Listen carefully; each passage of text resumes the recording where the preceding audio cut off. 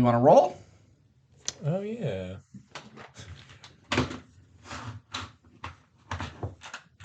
Since you forgot to last time. And last time was a pretty good episode, I think. Have you listened to it? Ooh, 16. Okay. I think that's what I got last time. 19. Oh. Another excellent episode. Way to go, Steve. We did it. Yeah, already. Wakanda Forever. So, did you try cilantro? Once again, no. Well, it's like, I need to buy cilantro. I mean, theoretically, I could just take a piece and chew on it, but I also don't know the rules on that quite yet, so I don't want to just like... You'll be fine. I know, no one's going to be... But I'm just waiting for like that one thing where I'm just like, I take like one little piece of a leaf and go like, not for me. And then, hey, we saw you on camera, get the fuck out. It's like, I brought that cilantro in with me. I had it stuck between my teeth. Well, I should probably do the intro. Welcome to WRPL, the podcast where we talk about all the things we are watching, reading, playing, and listening to. My name's Ben. And I'm Steve. How you doing, Steve? I'm doing well, Ben. How are you? Besides not having cilantro. But that's fine. You don't have to. Text me tomorrow.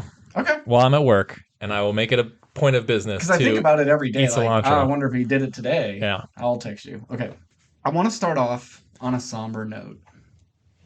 Kevin Conroy? Kevin Conroy. Yeah. Right? Yep. I can't believe he was only 66. Yeah, pretty young actually. Yeah. I mean, not young, but not old. Not old, yeah. I mean, people who get into their 90s. I mean, this guy could have had 30 more years. I was listening to Conan O'Brien's podcast, and they had Nick Kroll on, and I guess Nick Kroll is doing work with Mel Brooks for History of the World Part 2. Oh. Or Part 1 or whatever, Yeah. They're doing it's like I think an anthology TV series or something where they're doing like comedy bits and stuff. Right. And I was like, oh, that sounds awesome. And he's like, yeah, Mel Brooks, still 96 years old and still like making comedy. I was like, that's insane how long this guy has lived. He was on, what was that Josh Gad, Billy Crystal show? It was like the actors. Oh, yeah, I know what you're talking about. Yeah. He was in an episode of that and it was like, oh God. He looks like they had to like animatronic him because he's so decrepit looking. Like there's no way this is a living person. He is so old. And that was years ago. Yeah. Holy shit. Well, good on him. Yeah, I mean... And he's still working. That's nuts. Like, you get to that age, you should have been retired for 20 years now. Pretty much, but I guess when you have the money and the time, what else are you doing? Yeah, I think, and that's something I kind of talked about on the podcast, where they were talking about, like, I think there is something to, like, making a life out of laughing that just kind of extends your life. Yeah. Like if you're laughing every day and smiling every day, you're just living a better life. So your life is just naturally extended. Like look at Betty White. She lived to be 98, I think, or 99. 99 and like she was 2 weeks away from 100. You're crazy. Yeah. So if you want to live a long time, you just have to laugh every day, apparently. Yeah. And also be like rich and famous and have the money helps. To like have the best doctors, probably, you know. But Kevin Conroy still had a few years on him. Most known for the voice of Batman and Bruce Wayne in Batman the Animated Series and all of the DCEU animated stuff, or what do they call it? Is it just the DCAU, the DC Animated Universe? Best Batman voice, perfect. Do you have a favorite episode of Batman the Animated Series? Anything that come to mind? I mean, it's been so long since I've actually watched that series. I'm sure I do have a favorite one. Probably anything with either Clayface or the episode where they're doing like the Almost Got Him stuff. Yeah. But I mean, Mask of the Phantasm, if you count that as part of the animated, then that's probably 100% the best one because it's a full length movie, tons of Joker stuff. Mm-hmm. Like really great performances and action sequences, and that's a great overall film. And it was one of the nice things about the animated show is they didn't dwell on his parents' death. You already knew it. Whereas every movie, you have to flash back to his parents' death. And so it was already an established thing, and they touched on it for sure. But they never really did full episodes on it. Mm-hmm. And so then it was nice that in Mask of the Phantasm, they were able to actually take some time, and since it was a more legit movie, he was really able to like show his range because there's a lot of emotional stuff with that, and him getting over the loss of his parents. It's such a good movie. But honestly, I think my favorite performance of his is probably the Arkham games because those Arkham games are some of my favorite games of all time, and just really great stories throughout. Like none of those games are bad. Mm-hmm. You have the full arc of Batman, and you don't have to do it. Like you get the backstory stuff, Mm-hmm. but it's never like kind of shoved down your throat. It's just like, yeah, you know it, but here's Joker gave him a serum. Now he's kind of like reliving the sequence and stuff like that. But yeah, all the performances in those games are fantastic. I Yeah. mean, And his especially voice, from him and Mark Hamill, of yeah, course. and his voice fits that sort of extra beefy, armored up Batman Uh really huh. well. Yeah. When you look at just like the animated series, how simple it is. He's probably just wearing like stockings as his Hmm. uniform, but it still works well. And he wasn't even going to be Bruce Wayne at first. They thought there's no way you can do both voices. We'll have two actors for it, but proved them wrong. Yep. Amazing Bruce Wayne. Yeah, I guess if there's like one complaint I have about the Arkham games is like you don't get any Bruce Wayne stuff at Barely, all, yeah. really. Where it's just like I would have been interested to see him do sort of his Bruce Wayne take in those games, but there really is like no time for it, and it's Nah. not really fun to just be a Yeah, billionaire it'd walking be one of around. those stealth missions where you have to Yeah, walk yeah, around a fancy party and exactly. Yeah, yeah, bug people, like not annoy them, but like put a bug on the yeah, waiter's yeah, tray. yeah. Yeah. I got you. Yeah. Okay. R.I.P. Kevin. Miss you. You're a real G. Today's main topic: Black Panther: Wakanda Forever. We're pretty much going to get right into. We have only a few things, very few things, but we're gonna just the rest of the episode's gonna be pretty much all Black Panther. So, as every episode, spoilers from here on out for anything that we say. Uh, I'll go first, Okay. just because mine is relatively short. But one of the free games of the month is Heavenly Bodies.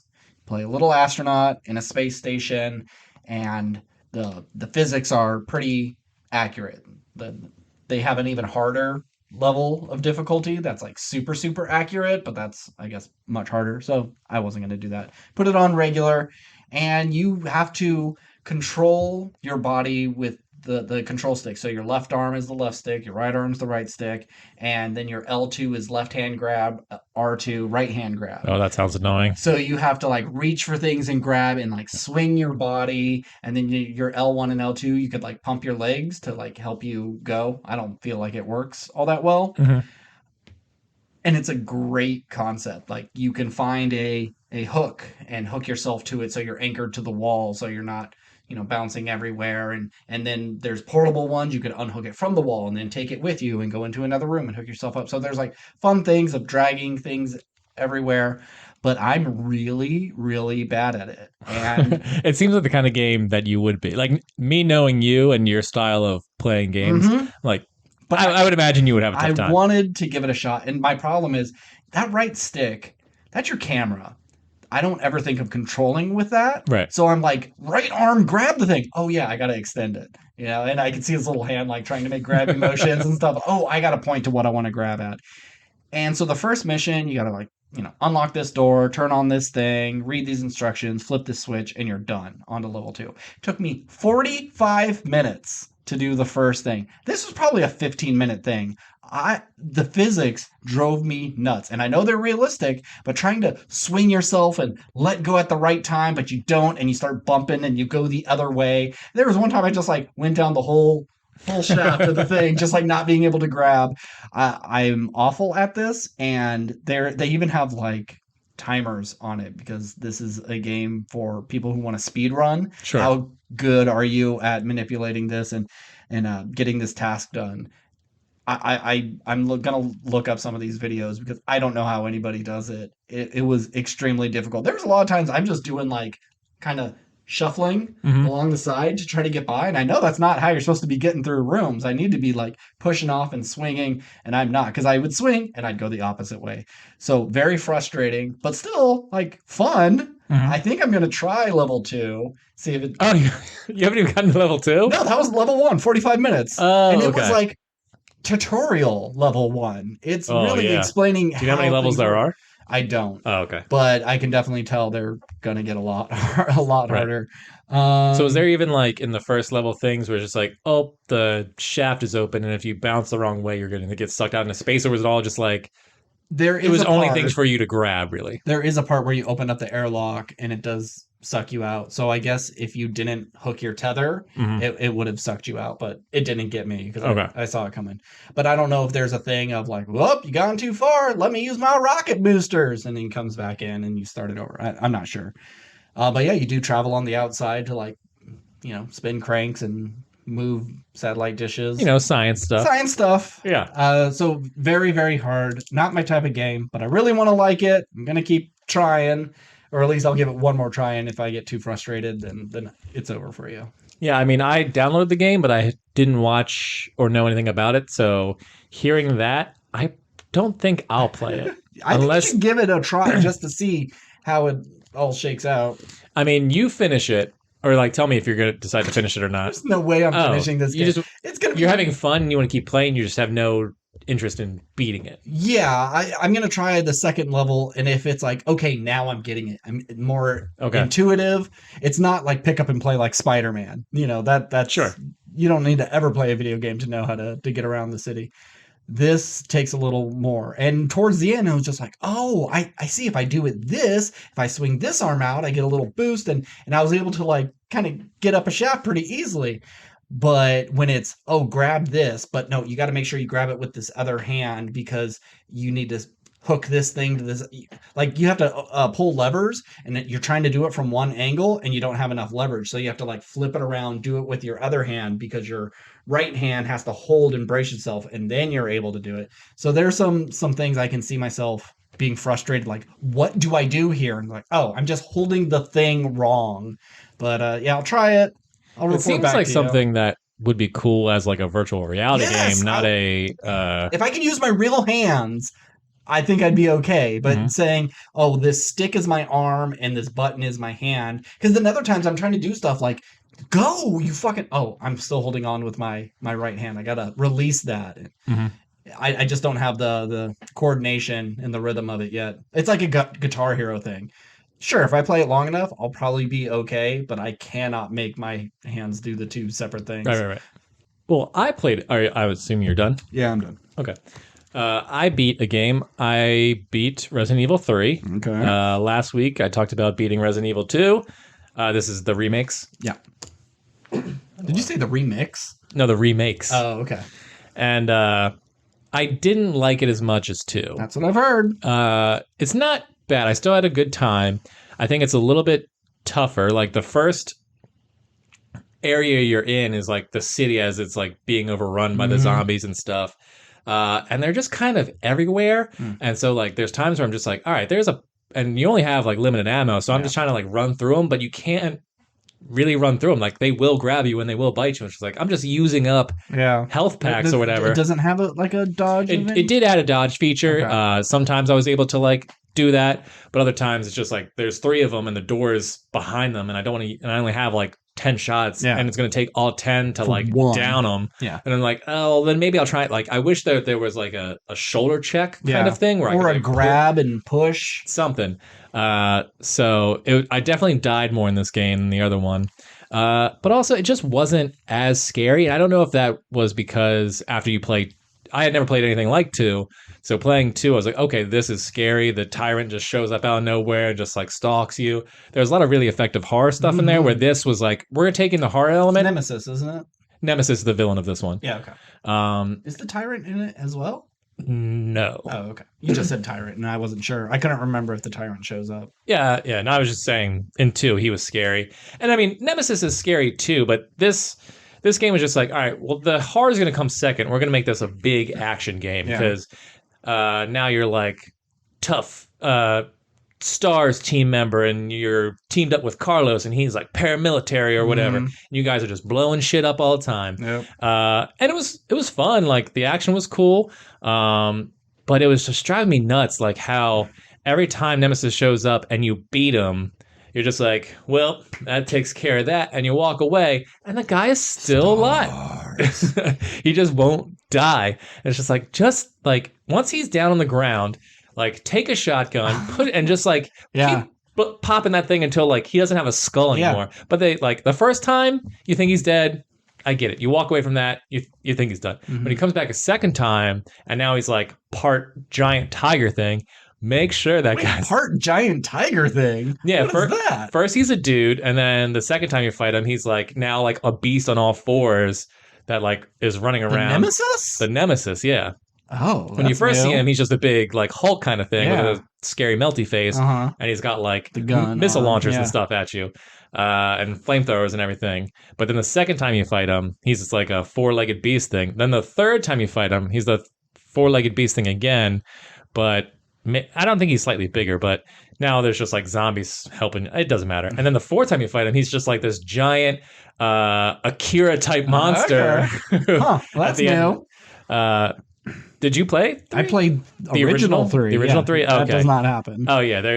I guess there's a ton of new stuff. Okay. But yeah, I mean, I still enjoyed it. I never thought I'd be a fan of the Resident Evil series. And I think once the remake of 4 comes out, I'll probably pick that up too at some point. I was just a little disappointed because I really enjoyed this, like, in 2, that pretty much the whole game was taking place in this police station, and all the hallways were dark, and it was tight corners, and it was just like things were constantly popping out at you. But this game was just, we're just going to do everything bigger, and we're just going to give you, it was nice having machine guns and stuff, but at the same time, it's just like, oh, well, it's not scary anymore. It's just like, here's a thing coming at you, and you just shoot it a bunch, and then it dies, and then that's it. Do you think you would play 7 or 8, since those are more modern, they're first person? And I hear 7 is really scary. Yeah, you don't get weapons, you hide from the inbred rednecks, and you gotta stay quiet, and it feels like you're in Texas Chainsaw Massacre. Yeah, I mean, I'd have to look into them, not like spoiler stuff, but like just reviews and look at, because like if it, I know a remake of 7 or 8 will probably be like 10 years away from now, but I can wait if like every 2 years I'm getting a remake of like the next one. So we'll see, maybe. Okay. But in terms of like, I'm glad this is where I jumped into the franchise, because I think if I jumped into like, 7 or 8, maybe be like, okay, this is fine. But I like that, like I'm at the beginning. Yeah. Because I hate jumping into a franchise that's been going on for. I say that, but I played I played God of War, the 2018 one, before I ever played any of the other ones, and that game blew my mind, which I will talk about next week because I'm currently playing God of War Ragnarok right now. Did you finish Mass Effect? I finished the first game, and then I got like a couple hours into the second game, and then I think I got distracted by playing other stuff or whatever, and just haven't gone back. I will play 2 and 3 eventually, because I did enjoy 1, but it was, once I beat 1, it wasn't like I was like, oh man, I can't wait to play 2. Okay. That's it, right? Yeah. Well, but we also can talk about the finale in Atlanta. Yeah. And we didn't talk about Atlanta last week because Nick was here, and even though he's not a huge follower of it. He's like a season or 2 behind. Didn't want to spoil second to last episode for him. Sure. So yeah, let's talk about the second to last episode first. Scary. Hang on, let's do a segue into Atlanta. Okay. Speaking of tiger monsters and bazooka arms, Atlanta season 4 ended, and that was the series finale. Good segue. We're going to talk about 9, 10, the finale, and the show as a whole. So, episode 9, that was a scary episode. I was really fearful for Paperboy, because I knew that tractor was going to roll on him. It was such an obvious, setup, but I thought he was going to be stuck there, and the pigs were going to come after him, and he was going to have to fight him off stuck in the thing. Dragging himself all the way back home, and then having to fight one-on-one, being completely exhausted, that was even scarier. Yeah, as soon as they kept talking about, like, it was wild pigs or whatever, I was just like, okay, these things are definitely going to show up at some point in the episode, because why wouldn't you mention them? Why would you mention them otherwise? I didn't know how they were going to show up, but I didn't expect him to just, like, barehanded kill one. Yeah. I mean, I guess he killed it with a frying pan or whatever. But his tactic was smart. He was up high, it came out his stomach, and he wrapped his arms around its throat, and he flipped it onto its back, and he just kept squeezing. and I see so many like dog videos where a dog's attacking someone and everyone's just like yanking on their the leash trying to get them off, or they're trying to grab their jaws to try to pry it open. And my thing is always just choke them out. Get your arm around there and really put the pressure. They're going to either pass out and let go, or they're going to try to let go to get some air. And if you're ever fighting any animal that you know can fuck you up, you go for the neck and you choke them out, because you could lock your arm in and really hold on. It reminds me of that story I heard of a guy who was attacked by a cougar, and I think it was like Colorado or something, and he survived because the cougar attacked, and he just shoved his arm down its throat until it just choked on his own arm. But like that's such a scary. And I don't know like how exactly his arm was set up or whatever, but I can't imagine like, oh, this thing is trying to bite me. What am I going to do? I'm going to shove my meat into its mouth, and it's going to bite on my arm.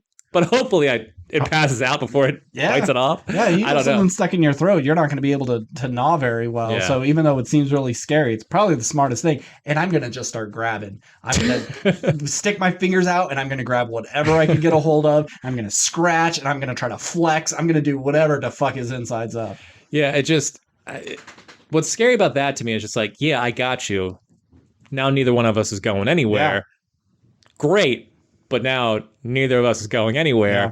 And so I'm just imagining like I'm sitting there with and it's choking on my arm, but it's just clawing me the entire time. And that's like the worst part. Yep. Anyway, but I gotta say however they did the like warthog or the pig fight sequence, like that thing looked so real. Yeah. I think they did an incredible job. Just a trained pig.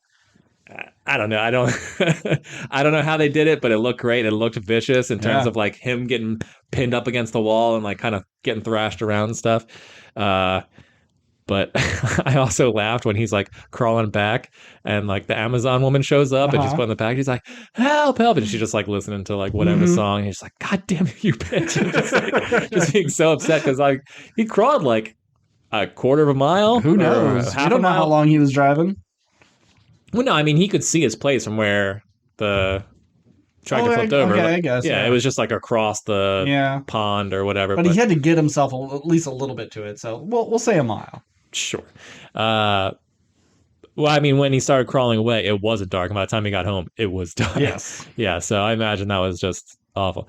But I got to say, well, one, it's also scary being him in that like supply store and just like seeing all that stuff. Like, we don't call the cop signs. But I liked his interactions with that guy because like he was kind of like the shopkeeper was kind of like a dick, but also like was just also very helpful to like any questions he had. I'm going to be a dick about answering your questions, and they're like, well, did you see it on the shelf? Then we don't have it, but like, we can order this for you. Yeah. Oh, you're going to order that from Amazon, aren't you? Nah. Nope. Of course, orders it from Amazon. But I will say, I didn't expect this to be the penultimate episode of. I mean, I'm always a fan of these singular sort of storylines with these characters, but it just I mean, it's very Atlanta in terms of just like you never know what to expect, and like it all matters, but also nothing matters. Because it is connected to the idea of just like Paperboy having a getaway spot and just like being away from the troubles of celebrity, I guess. But just in terms of like the episode before the finale, it's just like, oh, this was just a one-off adventure with him on a farm. It doesn't equate to anything. This didn't mean anything going into the finale. There's no big setup. It didn't set anything up. The other thing I'll say about this episode, if I killed a pig with my bare hands, a giant pig that tried to murder me, I would tell everybody. Yeah. Like, I know Paperboy's cool, and you're just like, man, yeah, it's fine out here, I guess. It's like, dude, like, you just did that. Yeah. Like, how would you not tell anybody? It's one of those things that, like, if he brings it up in conversation later, everyone's going to be like, dude, I remember when you went to that farm, you didn't say anything about killing a pig. Oh, I did. I just didn't bring it up. Yeah, sure you did. Yeah, I guess it's like either no one's going to believe you, or even if Ern believes you, Ern's going to be like, well, you can't ever go back to that farm again. Yeah. Like, well, we're going to sell it because you can't die out there. Or I don't know. But if I know me and I just be like, yeah, man, I killed a pig with and like take a picture of it. And it's like, yeah, I mean, maybe people still wouldn't believe me. but I'd definitely tell some people. I'd at least tell you. Oh, of course, yeah, absolutely. If I kill an animal that was out to kill me, everyone's gonna know. That's all I'm talking about from here on out. Yeah, love the episode. And I love the little conversation at the end of just talking about, yes, black people can get sunburns, and how it's just like, no, it is a myth. They don't get sunburned as easily, but it is skin. It burns. And so then the finale, we get our Darius episode finally. I was so happy for you, Ben, because you've been clamoring for it this whole time. and a good one too. Yeah, I think this is a great finale. Yeah. Altogether. I mean, I think that there's better episodes. I think that there's more interesting episodes, more high concepts, and more to say culturally. But all the Popeye stuff was cracking me up. Like, all that was great. Especially when the sushi owner is like explaining why Popeyes is bad, like being sold by like a mammy character, and it's just fried fat. And it's just owned by an Italian family. Who live in Jersey now. They don't even live in Atlanta. In Louisiana. Louisiana, that's right. I'm sorry. And just the idea of like, black people want to support black people, but also because it's black owned, they're instantly distrustful of it a little bit. And it's like such an interesting duality that like I've never really thought of, but I get that. And it was just such a fun way of like how they presented like both those concepts of just like, here's this like franchise that is like bad for us, but we gobble it up. And here's someone who's like trying to do right and bringing like something new to the table, but we're instantly like, it can't be good. Yeah. And it's such a fun way how they presented that. Also, it tripped me up because the uniforms that they wear, I won't say where I work, but it's the exact same uniforms that I wear to work when I make sushi. So that was kind of, and it made me wonder, it's like, did they get those from my store, or is there just like a generic, like generic sushi what's that magazine where you just buy a bunch of, is it Orient Express or something? Oriental Trading Company? Oriental Trading Company is just like, oh, is it you just get it from like that kind of like... You know about Oriental Trading Company? Yeah. I worked for them years ago. Did you really? Yeah, I was a telemarketer.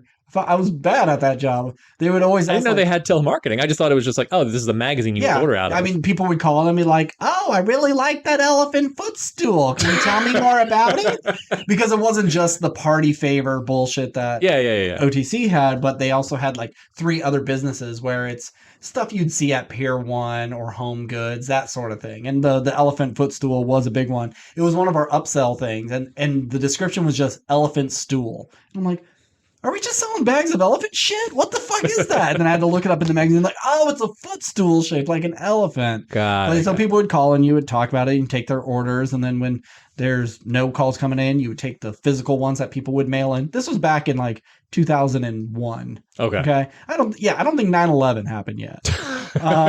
So it was a different time. Got it. I also wrecked my buddy's car. He would always take me to work. It was right down the street. And he was just like, go take my car. I'm not going anywhere today. And it was snowy, and I scraped all the windows except the driver's side, and I was like, I'll be fine. Turned right out into traffic, got hit by 2 cars, fucked my knee up a little bit, got me kind of scared of driving a car for a very long time after that. It was not good. But yeah, I pretty much got fired from there because they would always have like voluntary time off, and they're like, there's no calls are coming in, who wants to go home? Because with a lot of telemarketing places, you have to give them your 40 hours. And if you go, oh, can I go home early? And they're like, okay, that's fine. Just stay late tomorrow. Oh, can I get this day off? Well, that's fine. Come in Saturday. And I'm like, no, you don't understand. I just want it off. So whenever they'd say voluntary time off, my hand was up all the time. And I'd get paychecks for like 14 hours. And I was like, oh shit, I got rent to pay. This is bad. So I'd go sell blood and stuff. But Jesus Christ. Yeah. So America. Yeah. I quit, or they fired me. I do not know. But yeah. Oriental Trading Company. Weird. Fun story. I didn't know about you. Yeah. All right. Well, anyway. Back to Atlanta. All the Darius dream sequence stuff, like I enjoyed all that. His friend who like stole the cop's gun and like completed just chugged a bottle of vodka and then did the like balance test and all that stuff was. Did you hear the question that he asked her? Yeah, it was like, what was... How many seasons of Homeboys in Space are there? Yeah. And I had to stop and rewind and turn on subtitles because I was like, what did he say?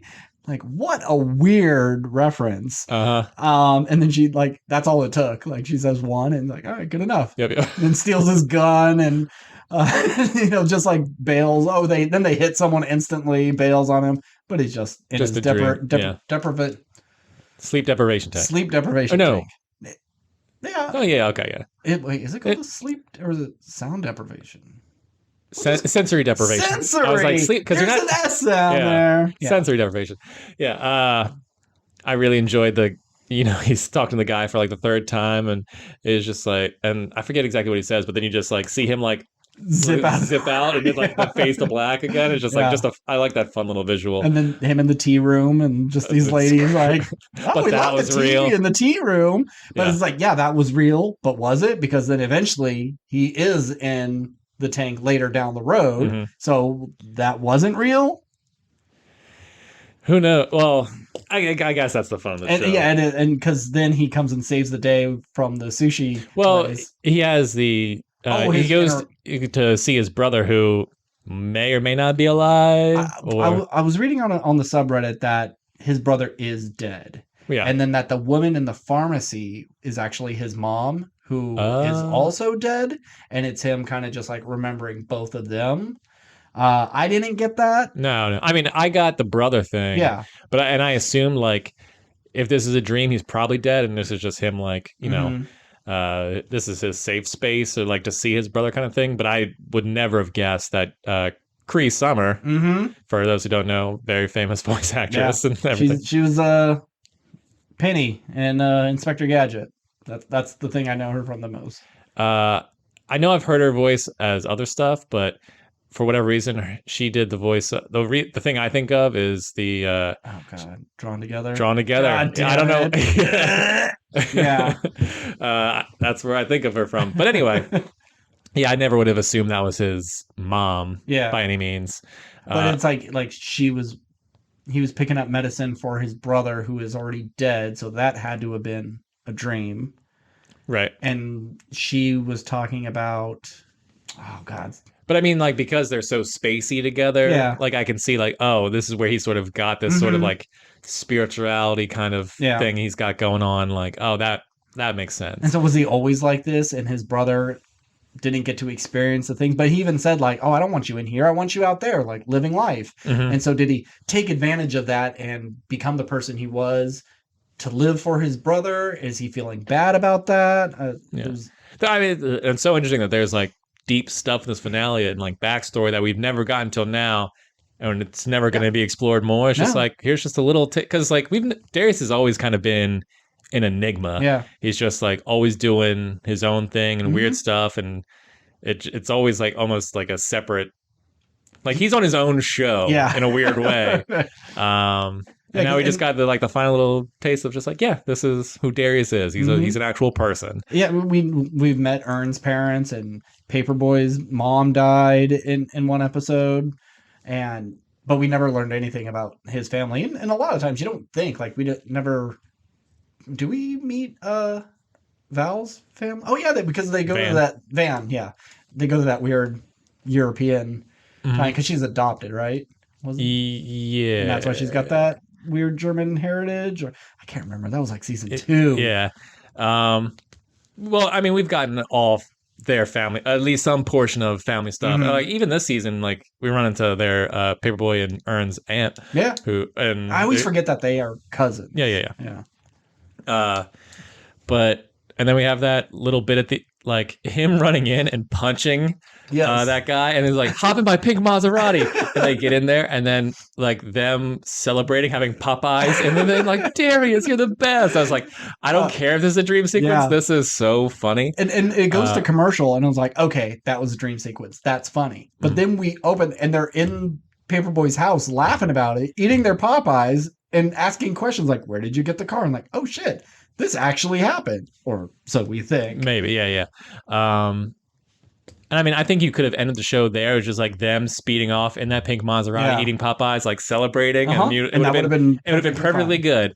But but I see why they went the route that they did at the end. And usually I hate that sort of like Birdman Inception, like open to interpretation thing. But I think it worked for me. And just like having Darius stare at the TV of Judge Judy and you don't know if it's a dream or not, but like him looking back and seeing like his friends all like smiling, having a good time. It's just like, doesn't matter if it's real or not. Like, and I think you deserve some credit, Steve, because a couple episodes ago you did say, for all I know, it could be the last episode. It was all a dream, and this whole thing was a dream. So, I did say that. You did say that. Look at me. Yeah. I mean, it's a classic stereotype of season finales or series finales. That was the dog. I kicked the dog. No, that's okay. I thought it was you playing footsies with me. But yeah, I really will miss this show. Yeah, it's a show that I haven't seen anything like it. It started out as Twin Peaks with rappers is what Donald Glover called it. That's how he kind of pitched it. And I'd be interested to see like because I feel like this is the kind of show where there would be so many imitators trying to do like their own. Like I know when Dave came out, Little Dicky, it's like, oh, this will be like Atlanta, because it's even on the same network. It's like, oh, it's Atlanta. It's White Atlanta. But it's White Atlanta or whatever. And it kind of is. Yeah, it's similar. Yeah, because they both do weird things. Yeah, but it's still like long form storytelling. There is overarching story and character development. Like it's a more linear narrative where it's like on Atlanta, things can happen that never come up again, or just weird, or just nonsensical, and there's magical invisible cars and stuff. Where like Dave is always built in a reality. But like, I'm waiting for these sort of like knockoffs that just like are nowhere near as good because they don't have as much to say. But I'll miss the show. Is the thing. Sensory deprivation takes in Dave as well. That's true. That's true. Who's copying who now? I gotta say, have you ever done one of those? No, I want to do it so bad. Yeah, we should do that. All right, for my bachelor party. I'll never do it. Yeah. But yeah, that'd be a fun thing to do for like a New Year's or a birthday or something. Yeah, I mean, I've been talking to my wife about like, oh, you know what? Like, I've never had a massage, and like, I'd be interested in that. But then I also heard like, some massages are just like painful or whatever because they're just like really get in there. It's like, but like, I don't expect to trip out in a deprivation tank, but I want to see like if I just dream kind of weird stuff. Yeah. Or I've never had visuals besides like rubbing my eyes really hard. Well, you'll be missed, Atlanta. You're great. But hey, now Donald Glover is free to do whatever. I hope he takes a Jordan Peele sort of approach to his career. Just start writing and directing your own things, whether they're more shows, movies. I really want to see him get back into acting more in comedies. Right. Give me a stupid road trip or boner comedy with Donald Glover, stealing the keg from the frat house next door. I don't care. I just want to see him be funny. And same with Jordan Peele. I watch interviews with him and like, God, this guy is so funny. I need to see him act. And I'm going to throw it out one last time. I put it on Twitter, but I need Jordan Peele's Megan and Nick Kroll's Liz, and they just need to be in the room together. I don't know if they're friends, if they're enemies. I don't care about plot. I just need these two characters to talk at each other for a few minutes. And then Lola shows up too. That would be fine. But I just like these superficial, awful women. I would love to see a movie with them where that maybe they are friends, then they become frenemies, then enemies, and then friends again at the end. And it's some dumb superficial plot. But I need to see Jordan Peele do Megan again. Yeah, I just hope whatever. I want Donald Glover to do anything and everything he wants to all the time. It just seems like it's not. I don't know if he's doing any Childish Gambino stuff right now.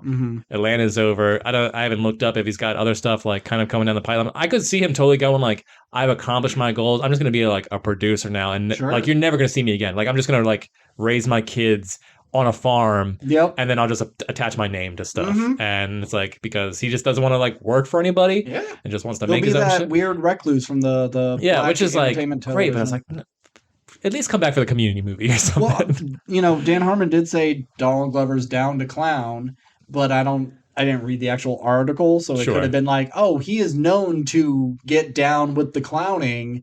Let's hope he does it with our movie. Yeah. So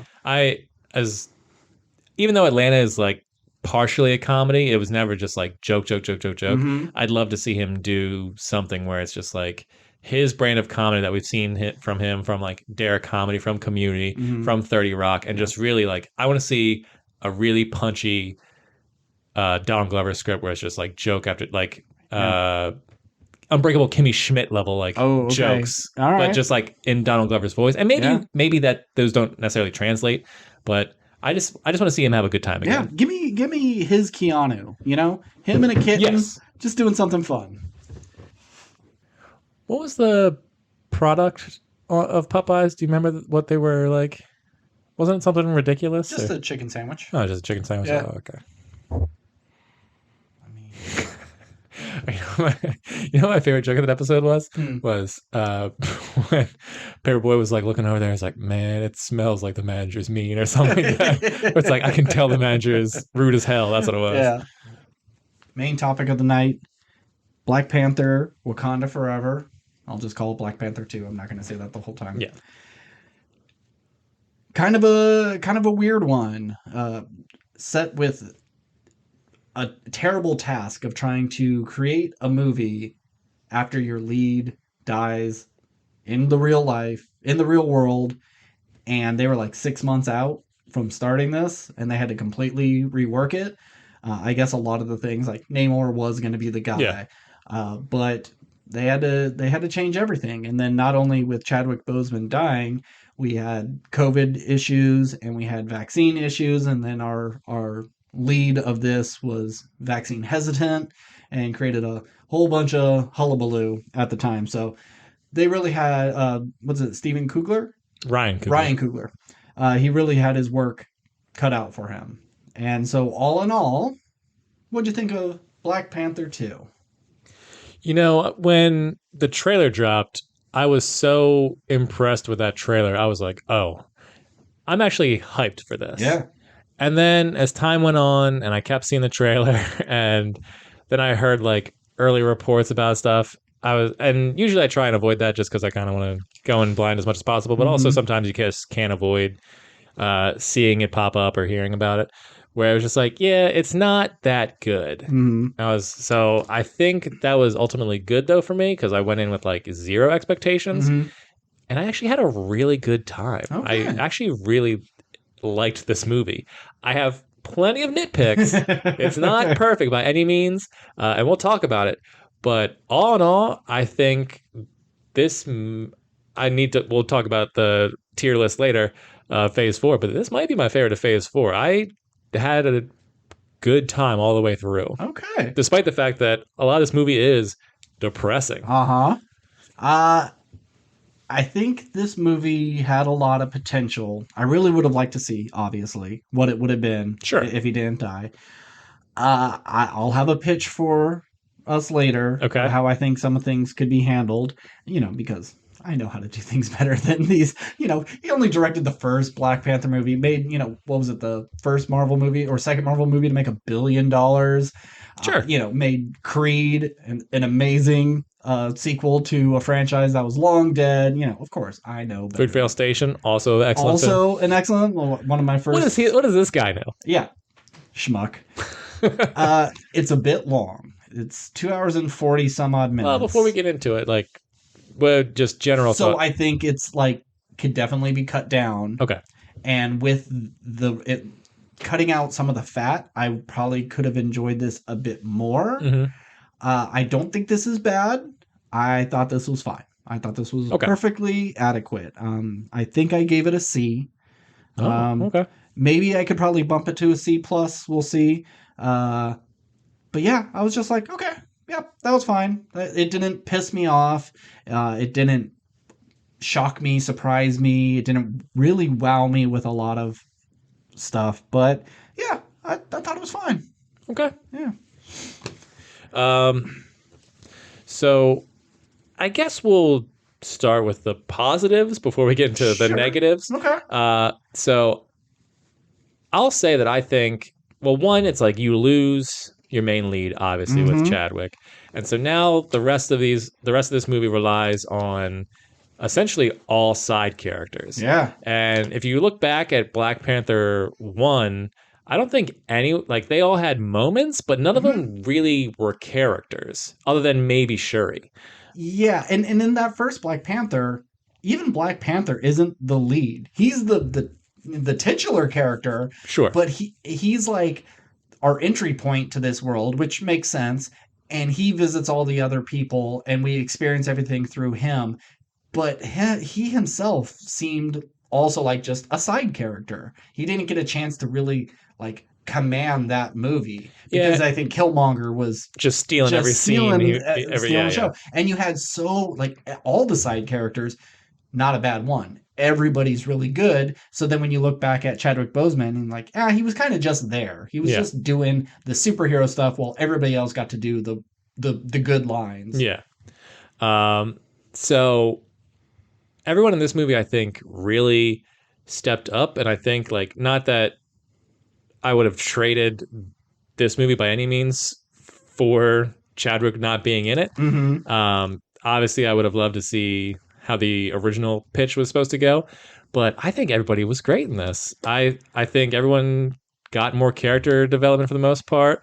I know a lot of people are not, maybe not a lot of people, but I've seen some people talk about like Angela Bassett getting like Oscar nominations, and like No, don't, she's good, but I think that would be, I think it's possible mm, because I don't know like what other best supporting actresses are out there currently who are just like really talking up the town or anything like that. But I could see her getting nominated, but her winning, I would never put it yeah, in there. no. But yeah, I thought all the performances were good. I liked Namor. Mm-hmm. I enjoyed what they did with. I don't know anything about like the comic book version of Namor, but I liked what they did with that backstory, and I liked the visuals of their people, Mm-hmm. and sort of taking Mayan aspects. I thought all that was really cool. I don't think that the what is it, the Talakan Mm-hmm. Telecon. Yeah. Telecon. I wish we got like a little bit more time there because like if it's an aspect of the movie that I don't think they really explored, but they were like trying to get the idea of just like we are different. Like you're land people, we're water people.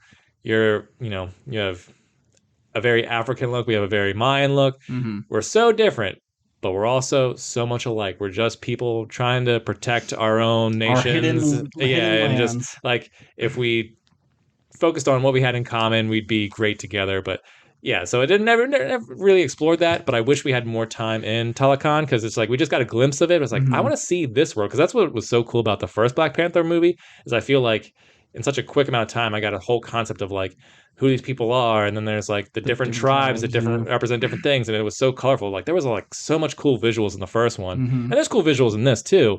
But because it's all underwater, you don't really get that much to it, and I wish we got a little bit more time with them. But I'll stop talking. What other stuff do you like? Yeah, let's talk about Namor. Okay. So in the comics, Namor was pretty much two things. He was an asshole and wanted your girl. That was he was always stealing Sue Storm from Reed Richards, always trying to get her to marry him, and that was kind of like his thing. He was just perpetually lonely and horny. But his main characteristic is he's kind of a prick. Mm-hmm. And I don't think we got that. We got more of a civil Namor, and I think that's fine. We don't need a bloodthirsty leader. But I did not love their motivation to go to war. It was all about, you guys need to bring us the inventor of the vibranium machine sensor. You need to bring her to us so we can kill her, so they can no longer build any more of the machines, and then they'll stay out of our ocean. That's the whole motivation for starting this war. Well, he didn't want to start a war. It was just like, I'm not afraid of war if you don't bring me what I want. Okay, so, but then they're like, okay, let's go find her. And they do, and then they like show up out of nowhere like, haha, you found her. Now we're going to kick your ass. It seems like, well, they were kind of doing what you were asking, right? I mean, I guess they weren't going to turn her over. Um, but it just felt like the inciting incident is just being Riri Williams was not the best way to handle this. Like you have these two ancient civilizations and then they're just fighting over the life of one person for a thing so they can be left alone, and it just seems like such a half-ass story plot. I think it could have been more. Yeah. Well, I was trying to do positives before we get into negatives, but we're just going to let it naturally flow. Whatever. One of the negatives I have of this movie is, well, you said it's a little long, and I agree. There's about 20 minutes, maybe 30 you could probably cut out of this, and it's two things for me. It's Riri Williams and Agent Ross. Yep. You didn't need Agent Ross to be in this at all. Like, I don't think he added anything to the movie that couldn't have been explained by just one of the other main characters doing it or passing it off to M'Baku. Or, like, if he's your sort of agent spy character, well, you already have that with Nakia, Lupita Nyong'o's character. Like, she could have done all the stuff Agent Ross did. Or Shuri could have hacked into the FBI's files because, like, technology. They have beads that do everything. Like, why do they need him at all? After the last Black Panther, she leaves and Ross takes her under his wing to be like the liaison, something. Yeah. I mean, don't get me wrong. I love Martin Freeman. Happy to see him and stuff. And love hearing him doing an American accent. And he's handsome as shit in this movie. Yeah. I don't know. Aging. Yeah, I don't know what it is, but Martin Freeman looks great. Yeah. Anyway. And him being like married with Julia Louis-Dreyfus, I was like, I'm going to watch that show. That's a cute couple. Yeah, that was fun. But I didn't need that at all. No, because it's just Thunderbolts stuff. They're just... Yeah. We don't need it. Cut that. That's a post-credit scene. Sure. Also, Riri Williams is definitely the weakest part of this movie for me in terms of like just the actress didn't do anything for me, and I just don't think there was any real reason for her to be there. Like, yeah, she's the inciting incident, but like if you want to tease her in there, that's fine. It's like I think what they should have done with her instead is at the end of the first Black Panther, like, oh, we're setting up this spot in Harlem, and this will be like. Yeah, opening their borders and doing foundations. I think Riri Williams. I don't know why I can't say. I think Riri Williams should have been like someone they gave a grant to. Yeah. They're like, oh, we recognize you're smart. She can come. Oh, like Shuri's part of like their outreach program. It's like, oh, this is a young super genius like me. They form a fun friendship. It's like, oh, let me invite you to Wakanda. And it's like, oh, I invented this machine that surges vibranium that gets stolen by bad guys. It's like, okay, so we can use you to help us with weapons in the final battle, but like I didn't need to see her in the Ironheart suit, which by the way, that Ironheart suit was ugly as shit. I hated that suit. It wasn't. I like the mask, and I know like with the shoulder pads it's supposed to give her a heart shape. Yeah, okay, all very clever. There's some fine elements to it, but I just didn't like the look of it, and it just looked so smooth and plasticky, and I know Iron Man suits are naturally smooth because that's what metal is. They just but it just looked too fake to me, if that makes any sense. And I agree with you. When they announced that T'Challa is dead, Shuri should have been out of Wakanda being the head person of these foundations, and she is looking for the next brightest people. So when she hears of her brother's death, she's far away. She's made friends with Riri Williams and sees like, wow, the things you could do are amazing. We got to get you to Wakanda. Oh crap, my brother died. I got to go back home. And then you end it there. You don't need her anymore. And she was probably the weakest actress out of everyone. But I think it's because everybody has this Wakandan language and everything they say sounds kind of cool. And then she just has an American accent. So she comes off as kind of stupid sounding compared to everybody else. But also in the comics, she has like pretty big hair. And in this, she had the braids down. So I thought like when we were going to get into the final fight, she was going to let it all out. So I just think like the look of her character, the look of the suit, everything was just kind of whatever. Yeah.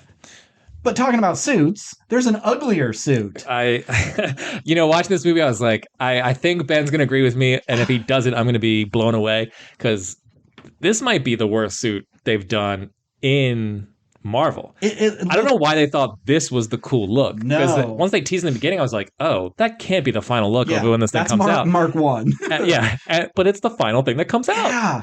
And doesn't it look like something from Thor, Ragnarok, or Love and Thunder? It looked like it could be on the Sakaar planet. It could look like one of those weird aliens, but it also had the cheap brightness of Thor, Love and Thunder. Yeah. His outfit. Yes. Like, if that was an alien, I'd have been like, okay, it's just a fine alien in the background or whatever. Like, it would have fit in the Guardians of the Galaxy universe, and I wouldn't have thought anything of it. It's just like, oh, alien. There you go. Just a whatever. But the fact that it's like, and maybe that there's some sort of like African root to that look, and that's why they went that way. Yeah. And it's holds some sort of significance where it's just like, well, this tribe in Nigeria or whatever wore this kind of thing to battle. It's like, okay, I get that. That's cool and all. But that doesn't mean it's not ugly. Yeah. And it just didn't look cool. And if it's just like, once again, just, well, this is how we sell toys. We got to put them in some like interesting armor that looks different from everything else, so it stands out. I get it, but it just like what, especially because like everybody in this movie, like costume design, this is an Oscar-winning costume design that won for Black Panther. Yeah, and then I assume it's the same person, and like there's a lot of really great looks in this movie. Like everyone is just dripping in swag, but then you put this armor on, and it just like you failed at the last minute. You take the mask off, and you still got the weird dreadlock things. If this was an underwater suit, so we can get down to their land and fight them on their own home turf, I'd believe it. But this was just another Iron Man suit, a non-flying Iron Man suit. Yeah. My wife said it looked like Sonic the Hedgehog because it even has like the blue flaps in the back. Yeah, and I was just like, yeah, I mean, you're not wrong. It drove me nuts that that's the look they went with. I hope it never comes back. Yeah, and there's one more ugly suit, and it's the least offensive one, but Shuri's Black Panther suit. It had too many things on it. It was too much, and I did not like it. It was ugly as well. I mean, I didn't love it, but I didn't think it was like offensively bad. But I also didn't like Black Panther's suit in the first movie either. I didn't think it looked very good. His suit in Civil War is amazing looking, and I wish they would have kept that. But no, they always got to have the kinetic energy flowing through and the shields and stuff. And then Shuri just had too many like Gugas all over it. And, Gugas. Yeah, not a big fan of I mean, hers didn't really bother me. But yeah, so talked about costumes. I mean, I think everything that Angela Bassett wore looked great. I thought she looked queenly the entire time. She walked in that first scene, and it was just like, God damn, do you see her arms? She's 50s, 60s? I don't know how. In her 50s. 50s. She's got she's got the Michelle Obama arms. Like, she just looks tough as shit and like puts everybody in their place. And I love when movies do that, like, oh, why can't you do that? Us in France, we would never do that. And like, oh yeah, then why were your guys here trying to do our stuff?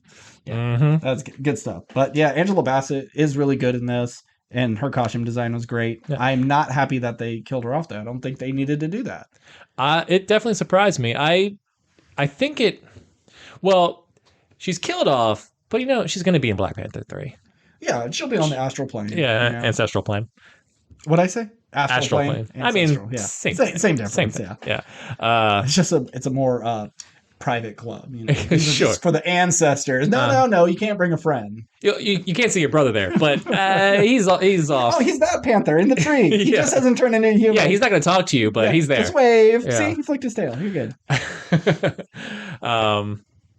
But anyway, yeah,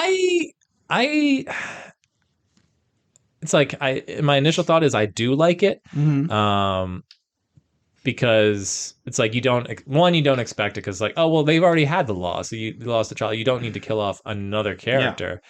But it's like, okay, well, if Shuri's now Black Panther, the protector of Wakanda, and she's essentially next in line, like, why wouldn't you raise the stakes and put her in a position where she's like, okay, I am now this person, and you can especially get rid of her now because of the post-credit sequence.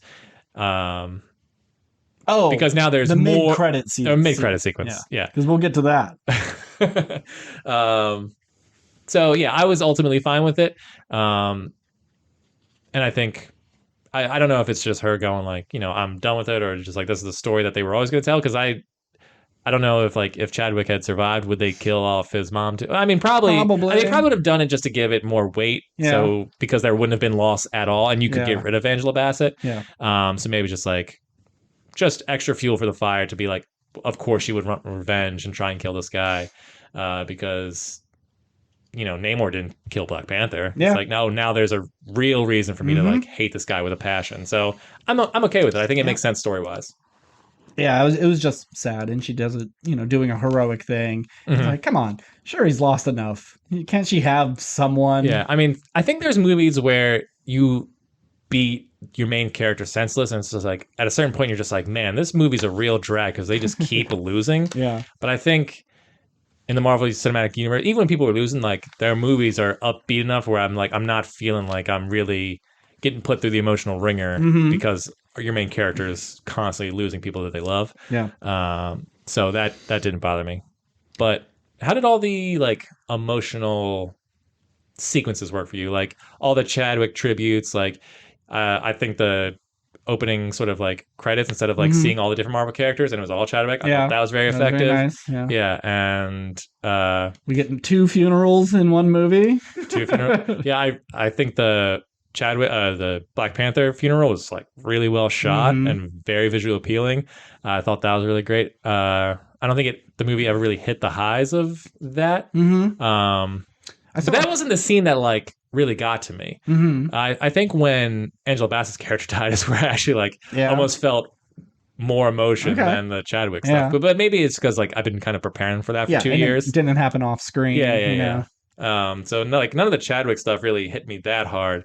It was more of like everyone else, like their emotions, that like reacting to Angela Bassett and other stuff. And I think her best performance is at the very end when she's burning her garb on the beach. And finally breaks down. I've gone through all this. I lost everyone. Now was my chance to actually truly mourn. I thought that was really good. But as you know, I'm kind of a badass. You're dead inside. I'm pretty hard. Yeah. I don't get all that affected. But yeah, I would say the emotional stuff works. It didn't come off as phony. Yeah.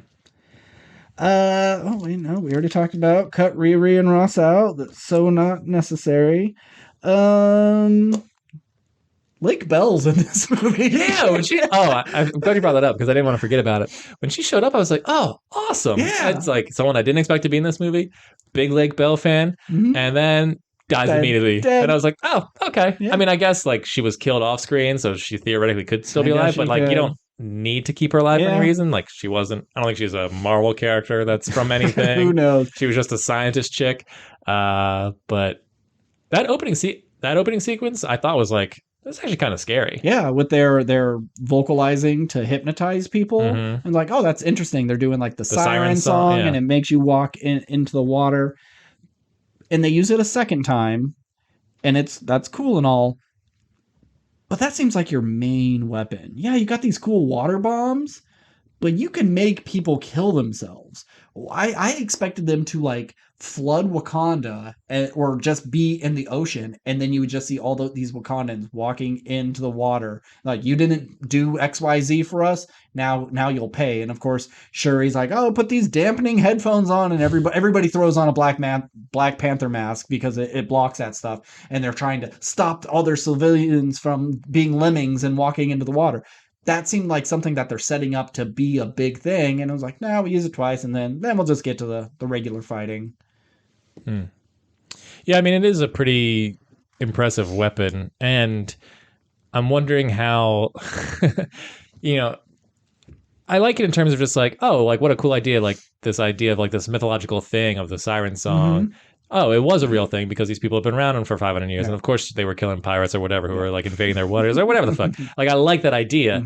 But then it's like, is that just something that they got from, like, is that just a power they have for some reason? Is that like, why would that be a mutant thing that they have?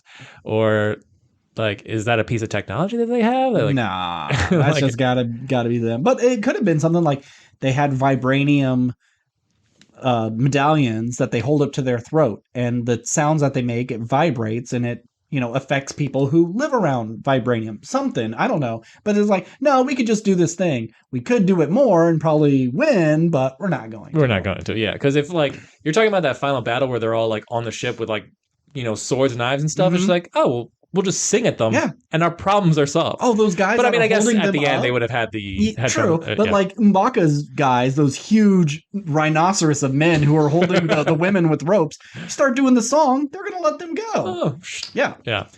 But speaking more of Namor, he is a mutant, and he is a mutant in the comics, which was something I don't think I ever thought of because I didn't care about the Avengers or Namor when it came to comics.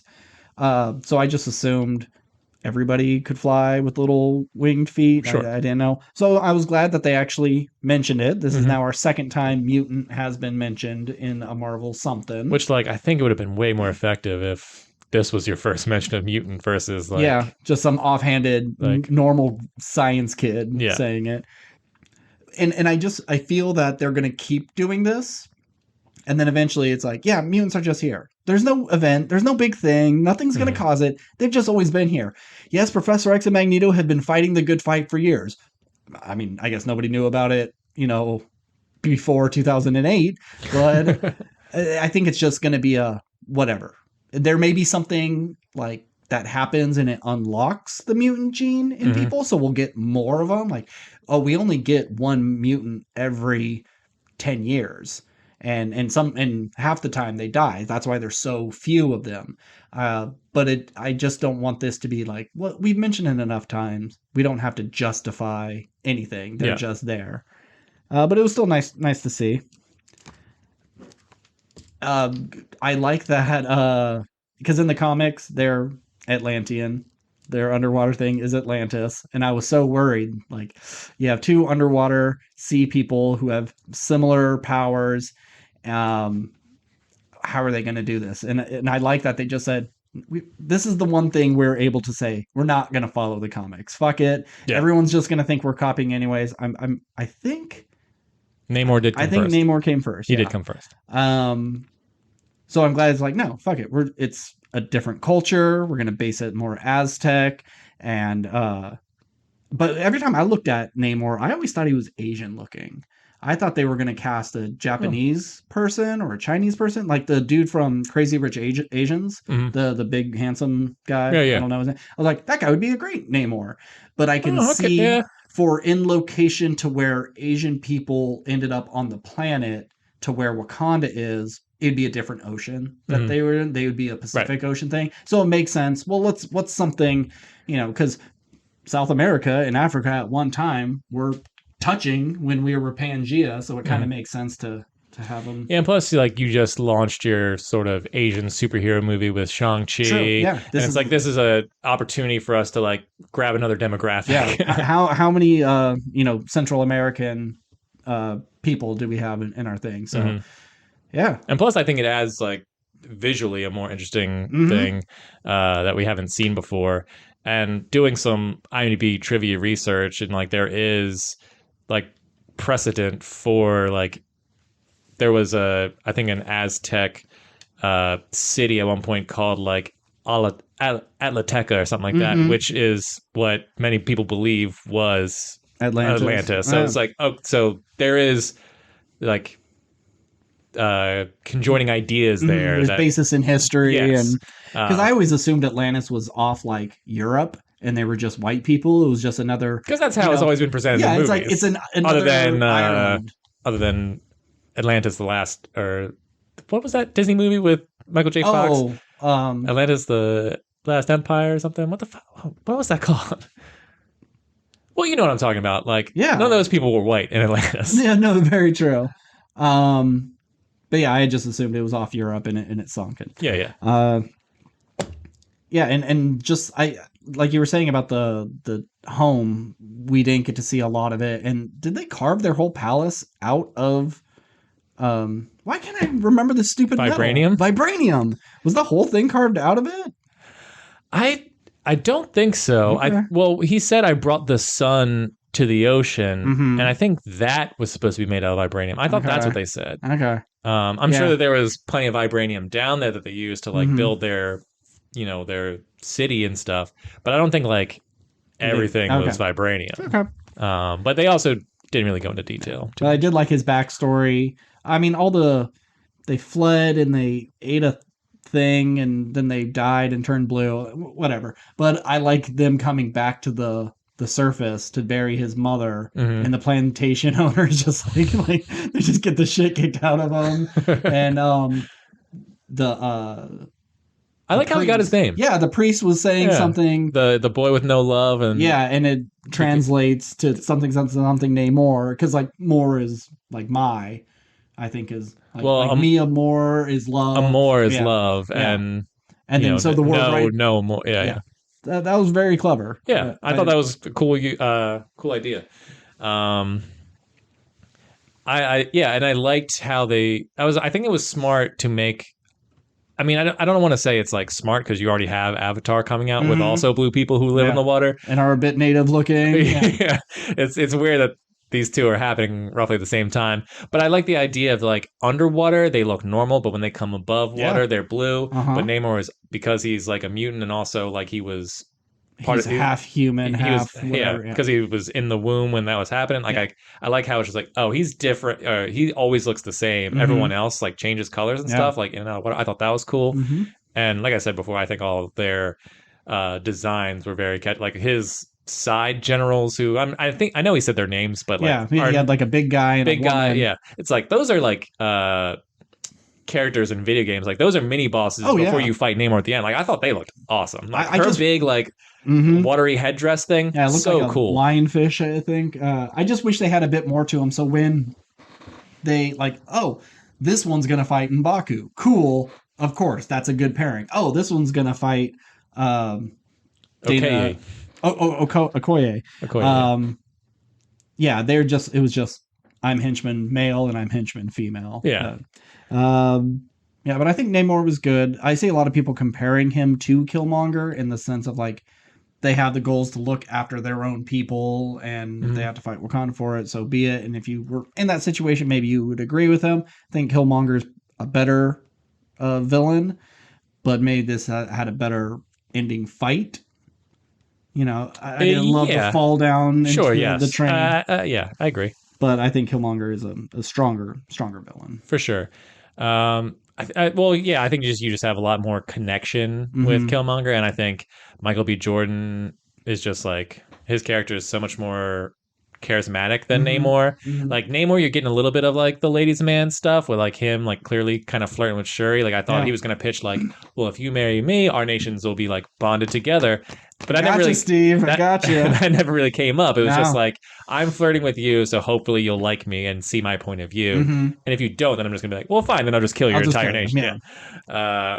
So we're like, Killmonger, I think he just had charisma out the door, and also Michael B. Jordan is just a handsome. I mean, this actor's name, who I'm not even gonna attempt to pronounce. Oh yeah, no.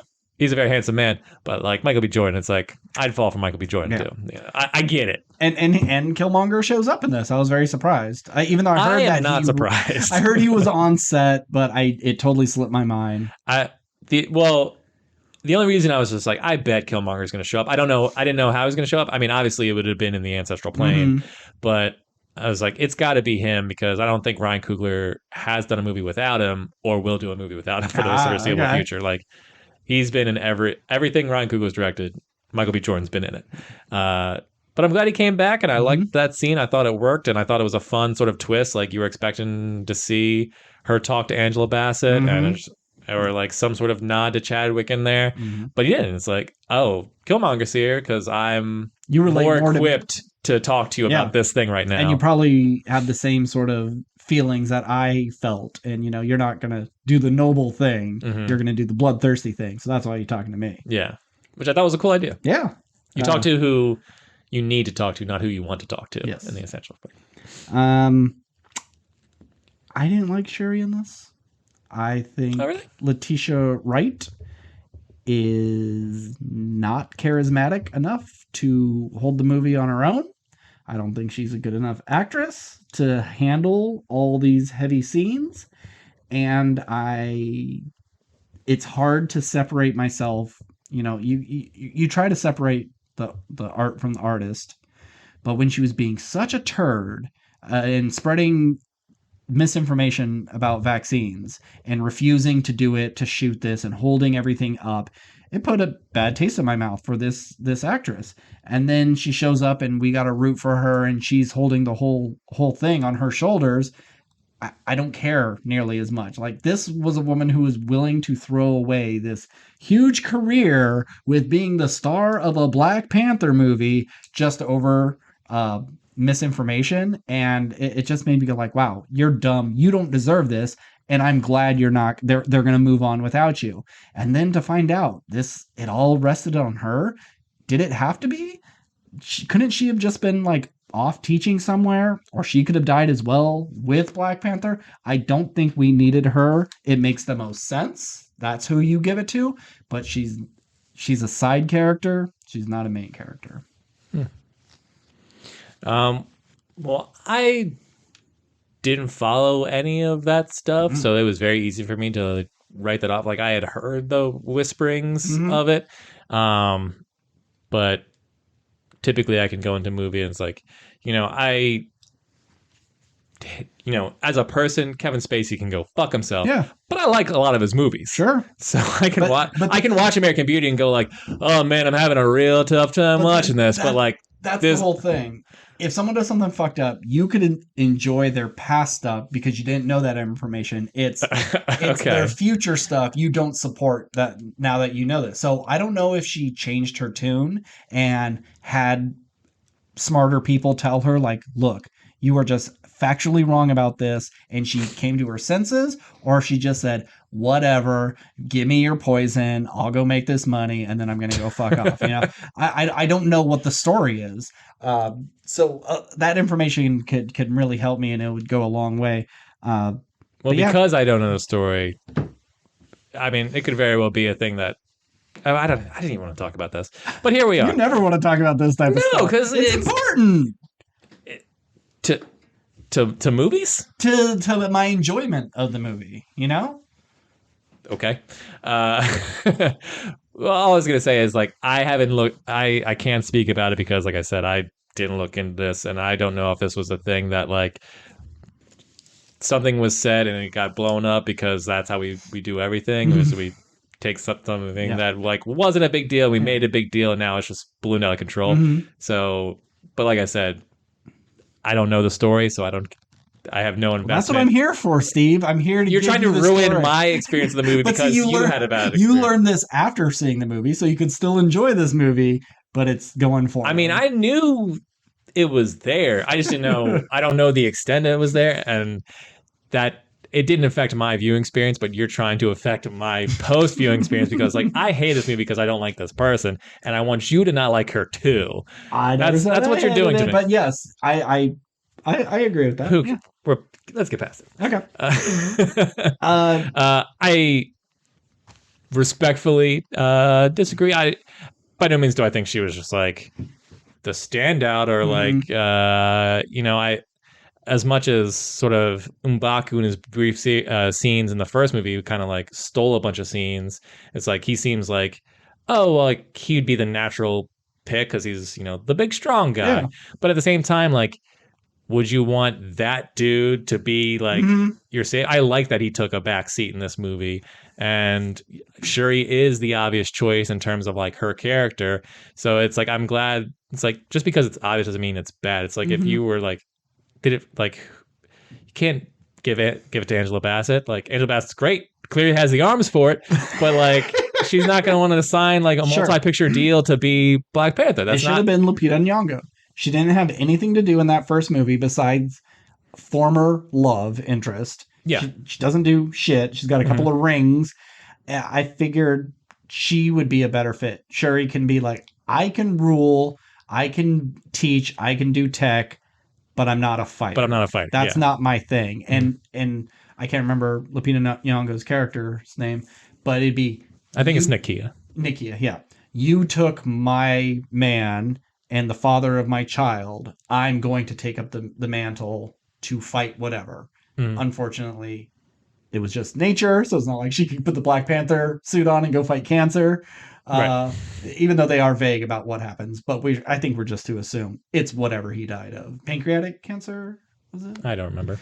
Um, oh no, they say it had something to do with the heart shaped herb, which I can I work. want to talk about this. Okay, let's do it. 3D printed medicine, 3D printed magic flowers. Yeah, it's one. She didn't. She took his DNA from his DNA that she did science stuff. She 3D printed a flower.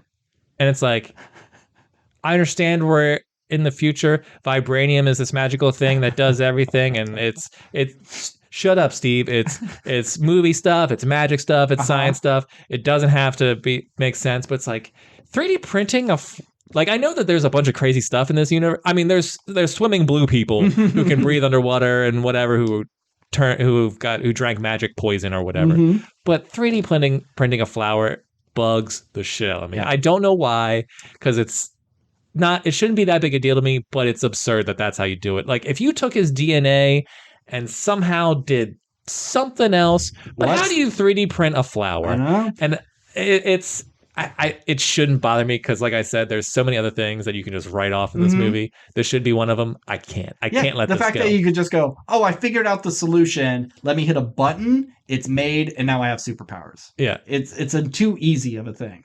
And I got it from a pitch.